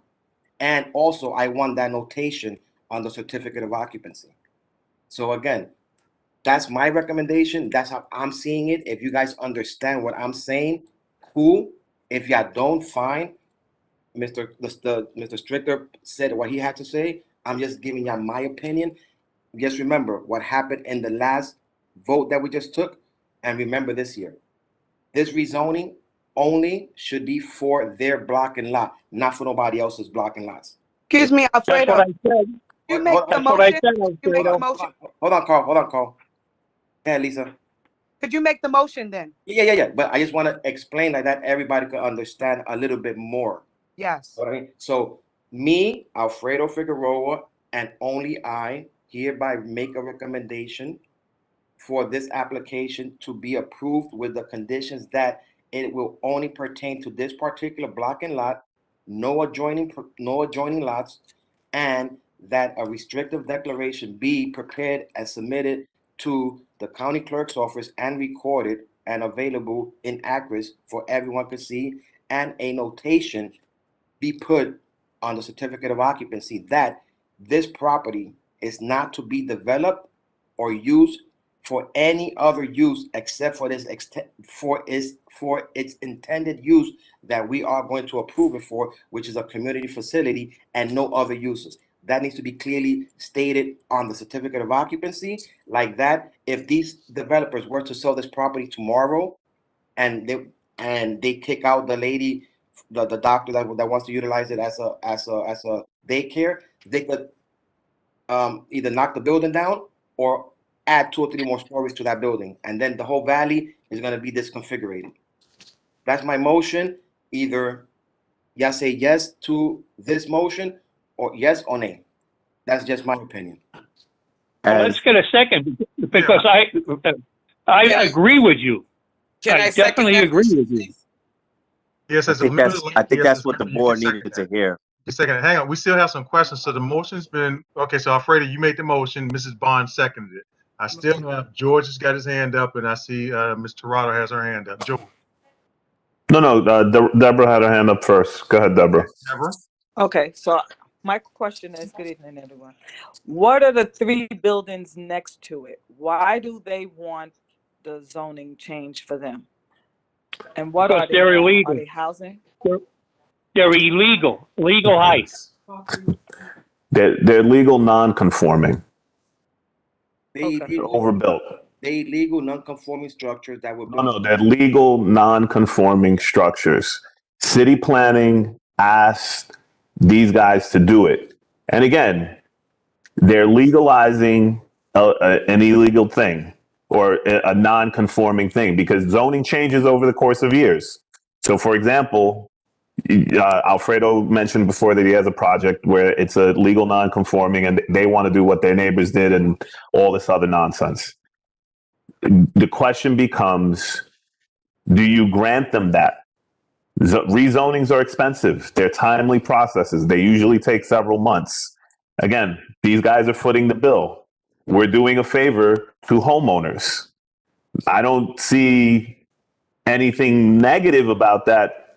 Again, I'm not, you can vote whichever way you want, but there is the flip side of that story is the reason you don't rezone it or you don't give them that permission is because in the future, and again, everybody knows, you know what Brownstone, Brooklyn looks like, right?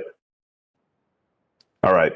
That's what an R6B. If anybody has a rezoning handbook in front of them, which is the orange book, if you look up the R6B, that is what R6B looks like. Yes, thank you, Dr. Burke. If you go to it, it gives you certain parts of the city of what it is. We're not talking about 5-story. Well, in this case, in MIH, you can build up to a 55 tall building that would have a setback. Again, this all gets very technical. It's better explained in the zoning handbook. Please refer to it. But that's the thing that you have to consider. And there's trade-offs. If we vote against it, then we don't get like the trees removed from the middle of the road, which is my personal pet peeve. We're doing the same thing right now with the storage facility, which is further down the block. It's on Grace Avenue. They're building out the sidewalk and the street. If we grant this rezoning, they have to build out the sidewalk and the street, remove those trees, remove that utility pole, remove the unsightly things that are going on. So there's trade-offs to either way that you vote. So again, you're excluding what Alfredo is proposing is an exclusion of the private homes from the rezoning, and what else? And a restrictive declaration, which will be recorded with the county clerk's office. So that you're saying, Alfredo, forever, or are we saying until the block gets rezoned? I mean, if ever the block gets rezoned, I don't see it getting rezoned. But if it ever gets rezoned, then that's something different. They could come back to us. I just feel right now, I think, me personally, I'll feel comfortable. You know my thought from this. I wanted them to go to the board. Mr. LaBelle saying that. Oh, I'm sorry. Thank you. Not to cut you off, Alfredo, but again, this is to the prior conversation. Every board member received a response from BSA and from what was the last one, Alfredo? In green. What was the one that we got I sent it. I'm forgetting now. I sent you You sent that and you sent Mr. LaBelle's response. Yes. Thank you. Yes, on the restrictive declaration. So again, this was incumbent upon board members reading what those responses are, because we explored this. We brought it to committee. We're bringing it again now. This is all the stuff you have to absorb. This is your responsibility. This is what you have to understand. So, you have to vote, as Dr. Burke says, you're conscious, but they're trade-offs.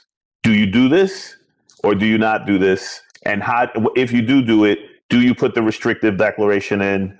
And quite frankly, I don't know if this is a negotiation. Richard LaBelle will tell us, we can put these provisions in, but they may not fly.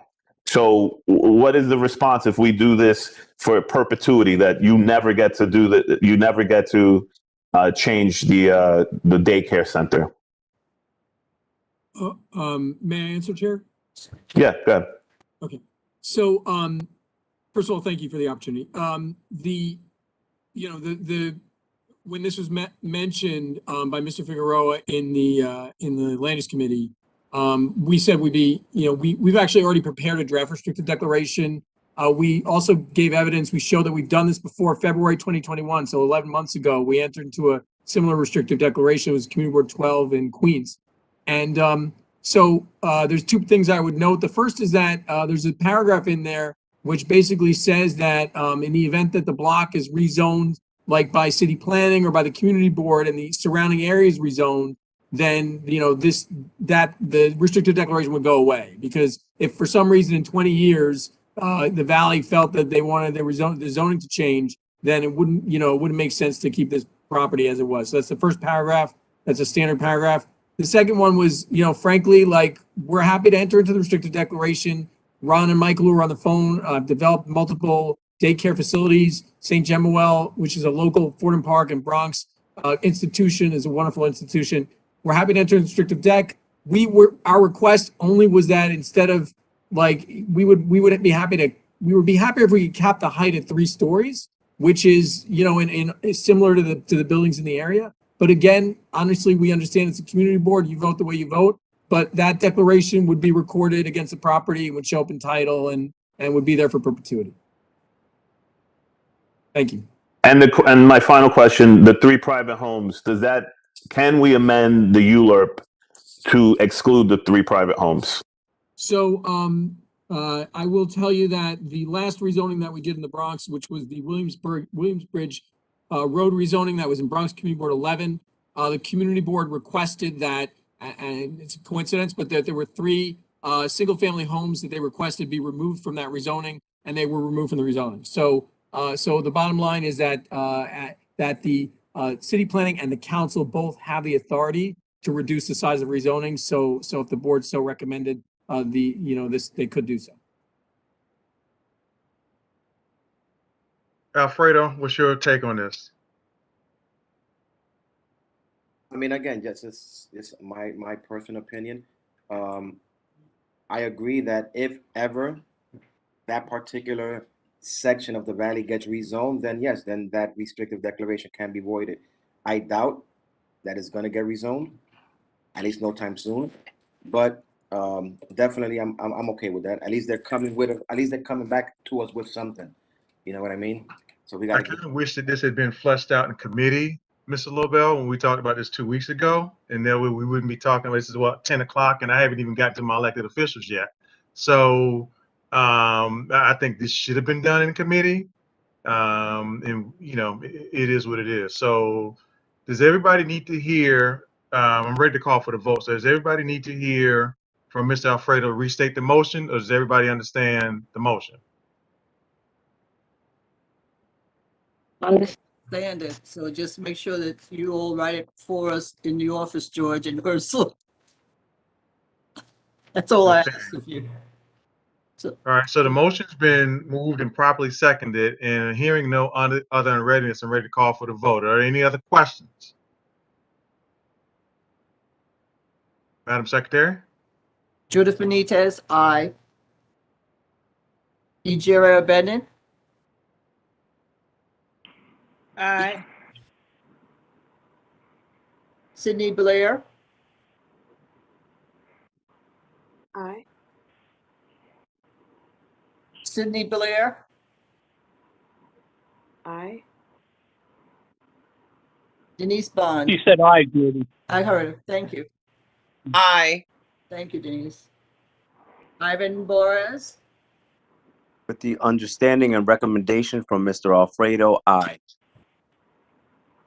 Carla Basati, Aye. Michelle Brumfield, Aye. Marlene Allen, Yes. Victor Brown, Sadie Campbell, Aye. Joan Claude, Aye. Beatrice Cornell, Aye. Colleen Dickerson, Aye. Kason DuBose, Aye. Aye. Kevin Ackerberger, Aye. Alfredo Figueroa, I with the recommendations that I said. yeah, I got it. Thank you. That's my opinion only. Yeah, Polly, Anna, are you still with us? She may have had to go, Miss Benitez, because I told her that, you know, being that, you know, she is who she is, I told her that she had to go, she had to go. So Okay, no problem. I excused her for the rest of the meeting. Okay. Barbara Gibson, Aye. Johnny Goff, Johnny Goff,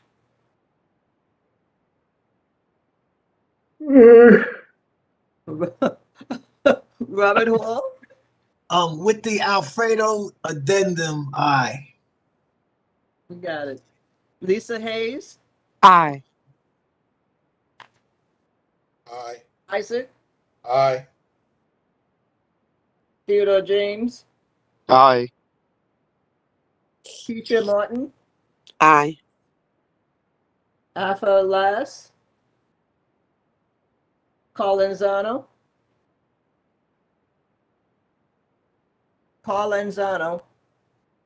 Whoops.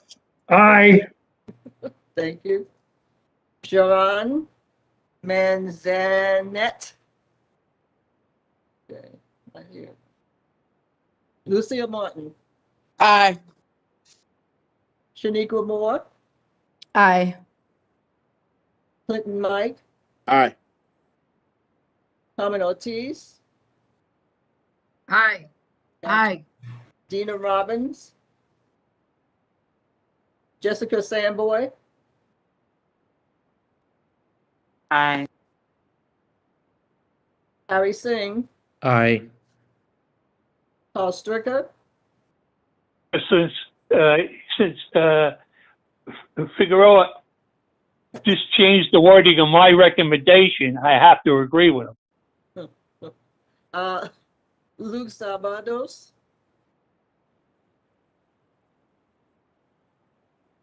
Deborah Torado, Yes. Esther Yemmer, and the ayes have it. Deborah Torado, Deborah, Yes. Yes. in the last vote, you changed it from a abstain to an aye. Am I correct? Yes. Okay, thank you. The ayes have it. All right, thank you. So the ULIP application passes. Thank you, Madam Secretary. You're welcome. It's late, so here's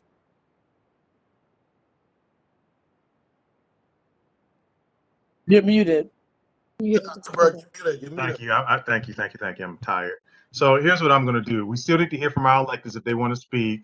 We need to hear from Alexis. I'm tabling my report. You can read it. I've sent it out. You can read it. I don't know if George wants to comment on his. He can, but he sent it out. You can read it. I say we do a unanimous consent.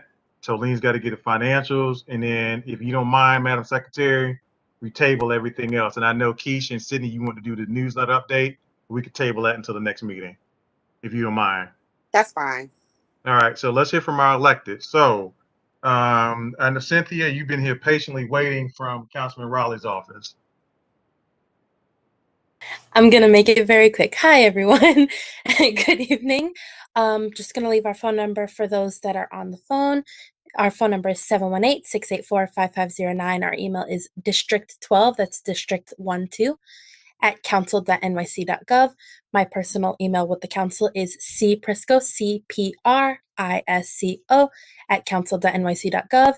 And I'm just going to remark on one thing. We are having a event every Friday at 3369 Wilson Avenue from 12 p.m. to 3 p.m. It is a food distribution done with the Love Apostolic Tabernacle and Shireen Hall at the Unity with Love Warehouse. Have a good night, everyone. Okay, thank you so much, Ms. Briscoe. Anybody here from Councilman Denowitz's office? Okay, moving forward, Speaker Hasey's office. Assemblyman Denowitz's office. All right, Senator Biaggi. I know Angela was here, but Senator Biaggi spoke herself. I know someone was here from Senator Bailey's office. I don't know if she's still here. Nope, okay. Nicholas, I didn't see him from Congressman Bowman's office. I didn't see Meryl Lex or Erica from the DA's office. Are you ladies still there? I'm here. Hi, everyone. Good evening. Meryl Lex? Alex from the DA's Meryl office. Lex, you know, this is long. I apologize, Meryl Lex. Happy New Year to you again. Happy New Year to everyone. Thank you. Our office doesn't have any updates other than the, in December, we just had our gun buyback within the confines of the 47th precinct, and we were able to collect 70 firearms, which is a good thing. Less firearms in our streets. We plan on doing more gun buybacks in the near future. So if anyone has any questions, concerns, I put my information in the chat. I'll put it in again. And that's pretty much it. Thank you. Okay, thanks, Meryl Lex, and hopefully it won't be this long next time. Okay, Comptroller Brad Lander's office. Anybody from Mayor Eric Adams' office? Oh, I'm sorry, Mr. Hall, you had your hand up? Yes, I very quickly wanted to thank those who introduced Carlos Torres from the DA's Crime Prevention Coordinator. He's been very helpful with the NYCHA TA presidents. I just met him, and I believe George and Ursula gave him our numbers, but he's going to be a great resource to all of us. So I just wanted to thank you for that. All right. Yes, he's in our crime strategies unit. Yes. Yeah, very good. Very good. The only problem I had with him is he went to Hayes and I'm from Mount, but that's so I really want to thank him for coming aboard. No problem. Thank you.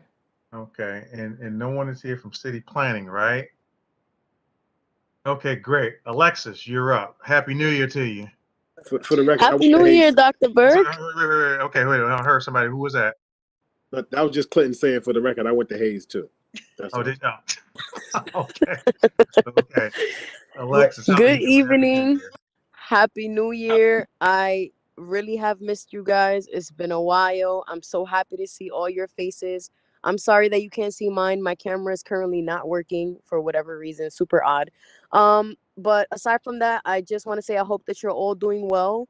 Just some updates. The reappointment applications will be sent out by the end of this week, and they're due back March 4th. And the applications for new board members are now online on the BP's website.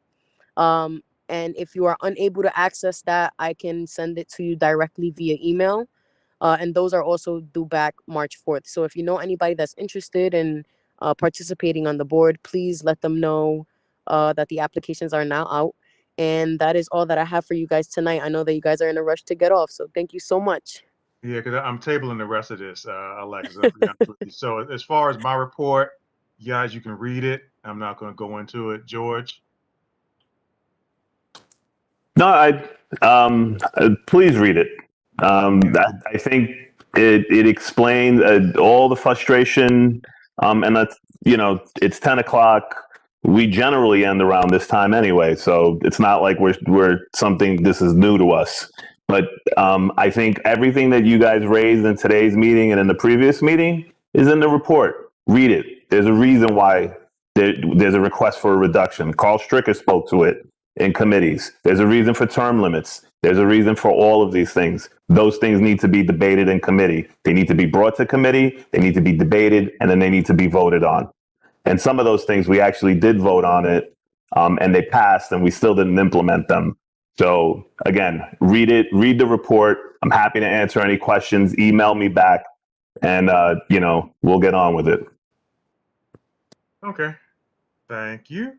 All right, so we need to approve the minutes from the November meeting. Hopefully everybody that went out, I want to say either yesterday or today, I don't remember. So I'm going to ask for a unanimous motion for, well, actually I can't, I'm the chair. So I need a motion of unanimous consent for the approval of the board minutes. So moved. Which month's question? November. Thank you. There's a question on the floor? So moved. Barbara Gibson. Yes, Ms. Gibson. To Mr. Alexiv, we need to send our love and respect to Madam Vanessa Gibson and being our new borough president since this is the beginning of the year. Thank you. You're welcome, Ms. Gibson. So the motion's been moved and properly seconded. Are there any objections? So a motion of unanimous consent passes. Moving forward, Madam Treasurer. Yes, sir. So I get to do the fun part at 10:08 p.m. and that's ask for some money. So we are currently at 18. Yeah, I see you, Alfredo, laughing. At 1849. That is our amount right now, $1,849. All of you wonderful folks who stepped up to the challenge. Some of you went, extremely over and above. But I need everybody else to please show up and show out. Please send your $35 to the office by check or drop it off. Call the office first and make sure that someone's there. If not, my number is on the email. Call me. We'll make some arrangements. I don't know, a bird, we'll send something. But I need you to get that money in. Everybody be safe. Be blessed. All right, thank you. So thank you, Madam Treasurer. So I move that we table items 9, 10, and 11 on the agenda until next month. Is there, is there a second? Second. Okay, so call for the question. All those in favor of said motion tabling those items on the agenda until next month, signify by saying aye. Aye. We have some on readiness. We have some on readiness. You have unreadiness? Okay, where's unreadiness coming from? Ms. Benitez. It's from Ms. me. Benitez? Yeah. I have two items, and one in particular it's a waiver, and they need the waiver for this month. They can't wait until next February after it's over. They have to have it now. So I need a recommendation for approval. Okay. You want to describe it right quick, Ms. Benitez? It's just a simple waiver to extend the time it takes for them to fill out an application. They don't have enough time to do it in this period. So they want to request a waiver from the SLA to extend that time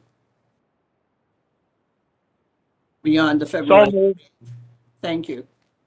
Well, hold on. That wasn't a motion made. She was just explaining the situation, Mr. I know, but I so moved her explanation.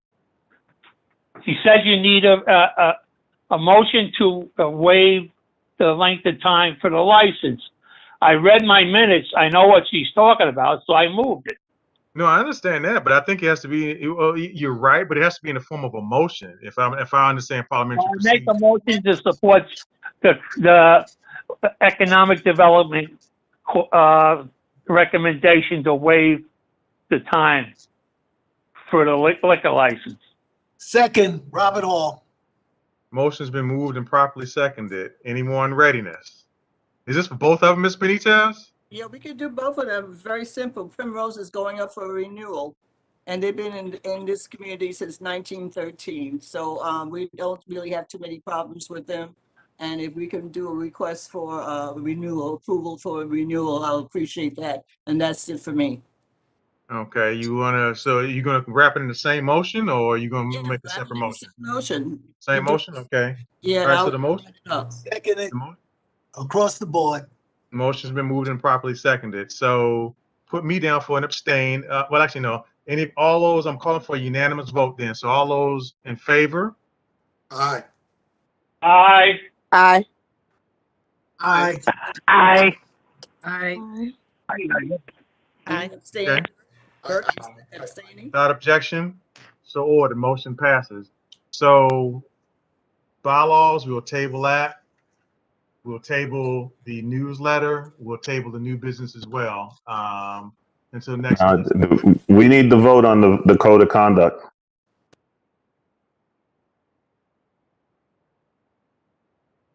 Okay.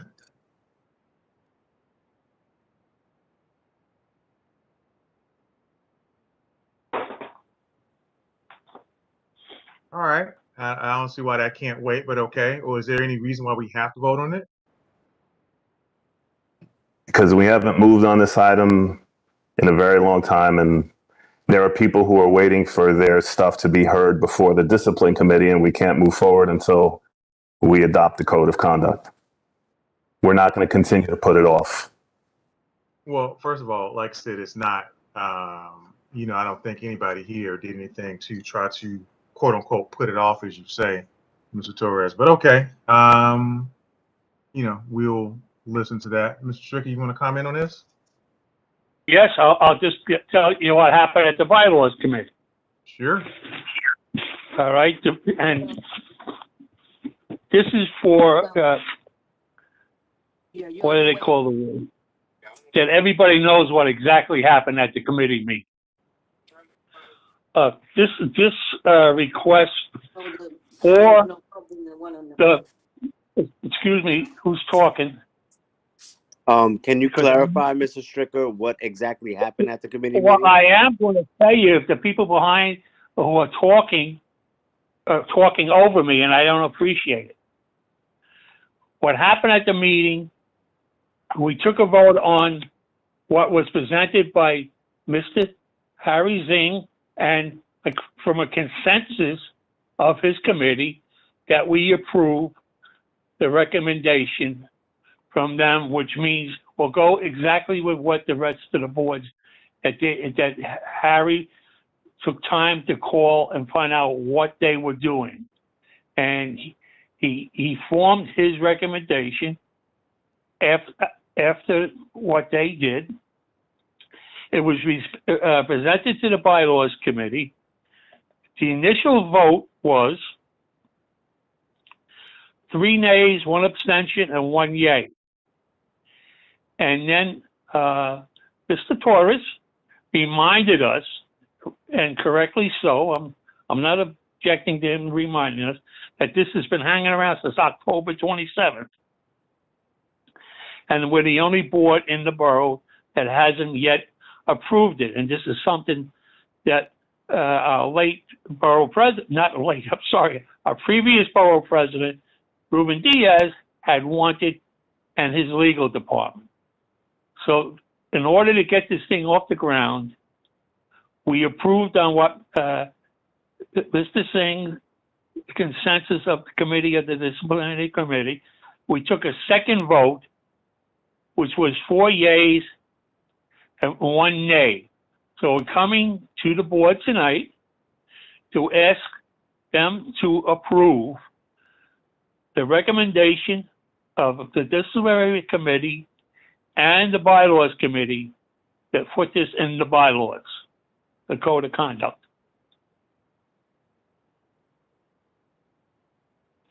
Alfredo?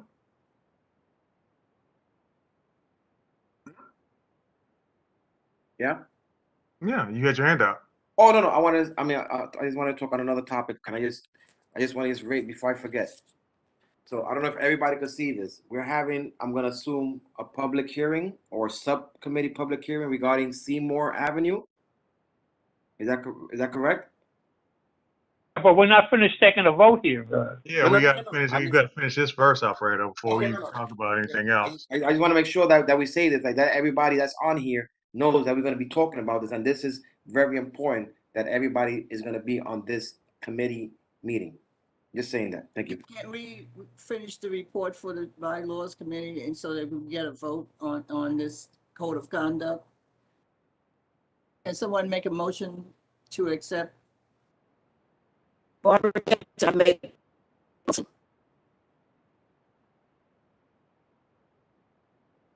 Barbara, did you make the motion? Barbara Gibson. I did, Okay. sir. Thank you. Thank you. Thank you. Second? Do we have a second? I'll second it. Okay, so it's been passed and seconded. Now we have to take a vote on it. Okay. So with that, I'm sorry, who seconded the motion? I missed that. Ms. Benitez. Okay, thank you. Okay.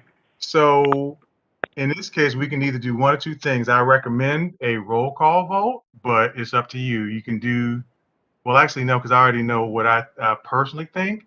But, you know, in order for me not to say anything, I think we need to call a roll call vote for this because this is going to the bylaws. And it's very, very important. So we don't need to rush this. So let's make sure we get it right. Okay, are we ready? Yes. I agree with the chair. I think that we should really think this through before we vote on this, especially if we don't have a quorum. We have a quorum. Online right now? I would believe so. Is that correct, Judy? Yep. We have a quorum with the members that are on the board right now. Ivan, would you let me do my job? Just asking. Okay, thank you. Judith Benitez, aye. Egeria Bennett?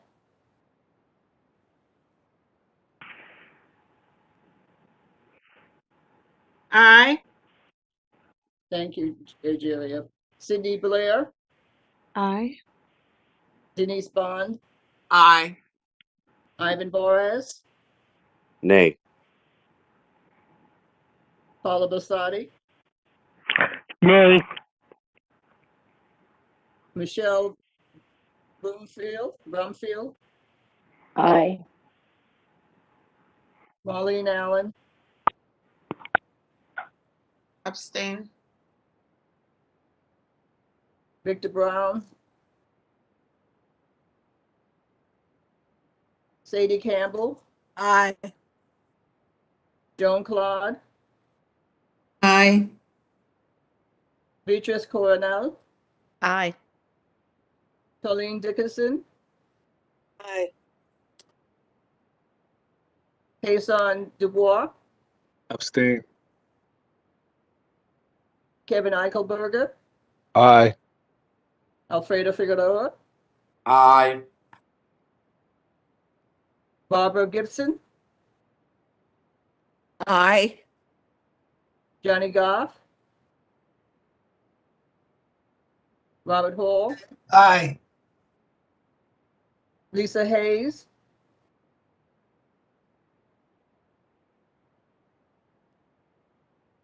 John Isaac? Aye. Theodore James? Aye. Keisha Martin? Aye. Massa Ave? Well, she's not present anyway. Colin Zano? Aye. Juan, he's not present either. Lucille Martin? Lucille Martin? Shanika Moore? Aye. Clinton Mike? Aye. Carmen Ortiz? Aye. Dina Roberts not present. Jessica Samboy, Aye. Harry Singh, Harry Singh, Paul Stricker, Aye. looks like, no, he's not here either. Deborah Tirado, Aye. Esther Yema. What I can see, the ayes have it. The ayes have it. Okay, Dr. Burke, so was there something? Was there somebody else a question? For the record, my vote is no. yeah, I think right. it's too vague, That's what I'm way too asking. vague. But that's my Okay. opinion. Is there question? I didn't have any question. Okay, I thought I heard something. So all right. So let's wrap this up. Good and welfare. So the ayes have it. All right. All right. So let's wrap this up. Good and welfare. So Miss Carla Brasati had a birthday. In fact, I want to say it was on Sunday, but wish her happy birthday. Those are January birthdays that I'm aware of. If there are any other January birthdays that I'm not aware of, then please let me know. Barbara Gibson, I'd like to say something. Okay, well, I'm not done yet, Ms. Gibson, and I know Alfredo wants to say something too. So, additionally, I also am unaware of any wedding anniversaries, but if there are any, please, like I said, let me know. Alfredo, you were talking about the meeting on Seymour Avenue. Can you go over that again? Again, I don't know if everyone's aware. I just don't want what happened earlier today to happen again. So again, this is going to be coming through the pipelines, 3350 Seymour Avenue. So everyone, please attend this meeting. If you have not gotten this email invite, just reach out to Urs or George. I'm going to assume everyone is allowed to be in these subcommittee meetings. Yes. This is good. I just want to put it out here now, like that. You know, if this lingers for 2 or 3 years, that we don't have the same situation that happened, you know, in White Plains Road. So I just want everybody to know that eventually we're going to be having this, and this is a very interesting situation. So everybody needs to be on these meetings for this. Thank you, guys. The invitation went out either this week or last week. I saw it, flash across. So I think. Okay, so I mean, everybody got it. And I just that's it. As long Yeah, as no. It was sent out. It was sent out either this week or last week. I can't. I just want everybody to please attend. Please attend. This is a land use situation. Please attend. Very, very important. Right. So yeah, I think that that definitely is the case because it's all about communication, and there's a lot of the stuff that we discussed tonight we discussed again previously. So in those committee meetings. So Mr. Isaac, I see, but Ms. Gibson wants to say something first, and then I'll recognize you. Good and welfare, Ms. Gibson. Good evening, everyone. Barbara Gibson LeGrant. I want to thank everyone for voting on that discipline committee tonight, and I look forward to speaking more about it in the coming month of February. Thank you all. Okay. I just this is John Isaac. I have a quick comment. I heard that if we say no about something tonight, like we voted down that development, that still the councilman, he could decide to approve it. So why do we have to vote on it if he's going to approve it? That's just a quick question. Because if we say no, how come in other communities, if the people in the community say no, why do other people get to say yes? That's just my thought on the whole thing, Dr. Burke, if I may, this is Robert Hall. Sure. It's been my experience, okay? Our job is to follow the city charter, and that is part of the ebb and flow of the city charter. What happens after that from the higher powers, that is part of their ebb and flow, and that's the way it is. And until that gets changed or re-legislated, that's the way it's stated. Now, that's what I've learned. And Robert, you're correct. You're 100% correct. We're only advisory, and that's what the board has to remember.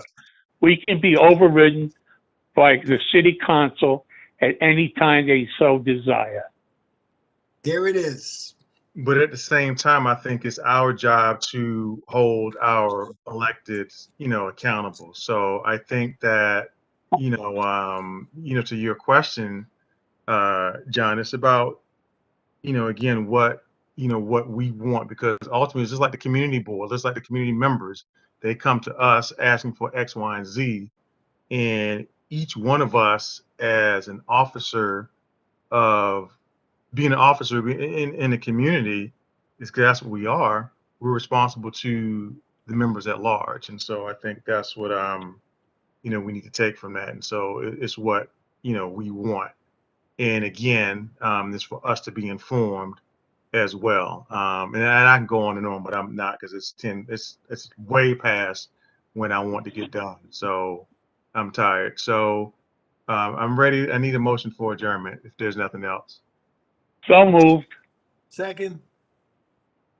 So motion's been moved and properly seconded. Is there any further in readiness before we call for the vote? Call for the vote. Okay. All those who are in favor of ending this meeting signify by saying aye. Sorry, this is Carla. Who seconded? Robert Hall. Oh, okay. Thanks, Robert. Okay. All opposed have the same right? Meeting adjourned. Aye. Meeting adjourned. So, Mr. Lanzano, are you still there? Mr. Lanzano? Yes. How you doing? Can you close us out in closing prayer, please, sir? Certainly. Dear God, help this board do the right thing. The right thing being to improve the community, improve our standards of living, improving our way of life, and improving the soul of our city. Amen. Amen. Nice, short, quick, and sweet, and to the point. All right. So that is it, everybody. See you next month. Have a good next week. By the way, next week, libraries, cultural affairs meeting, health meets, environmental concerns meeting. So all of those meetings take place next week. So please make certain that you attend. So we're out. Have a good evening, everybody. Good night.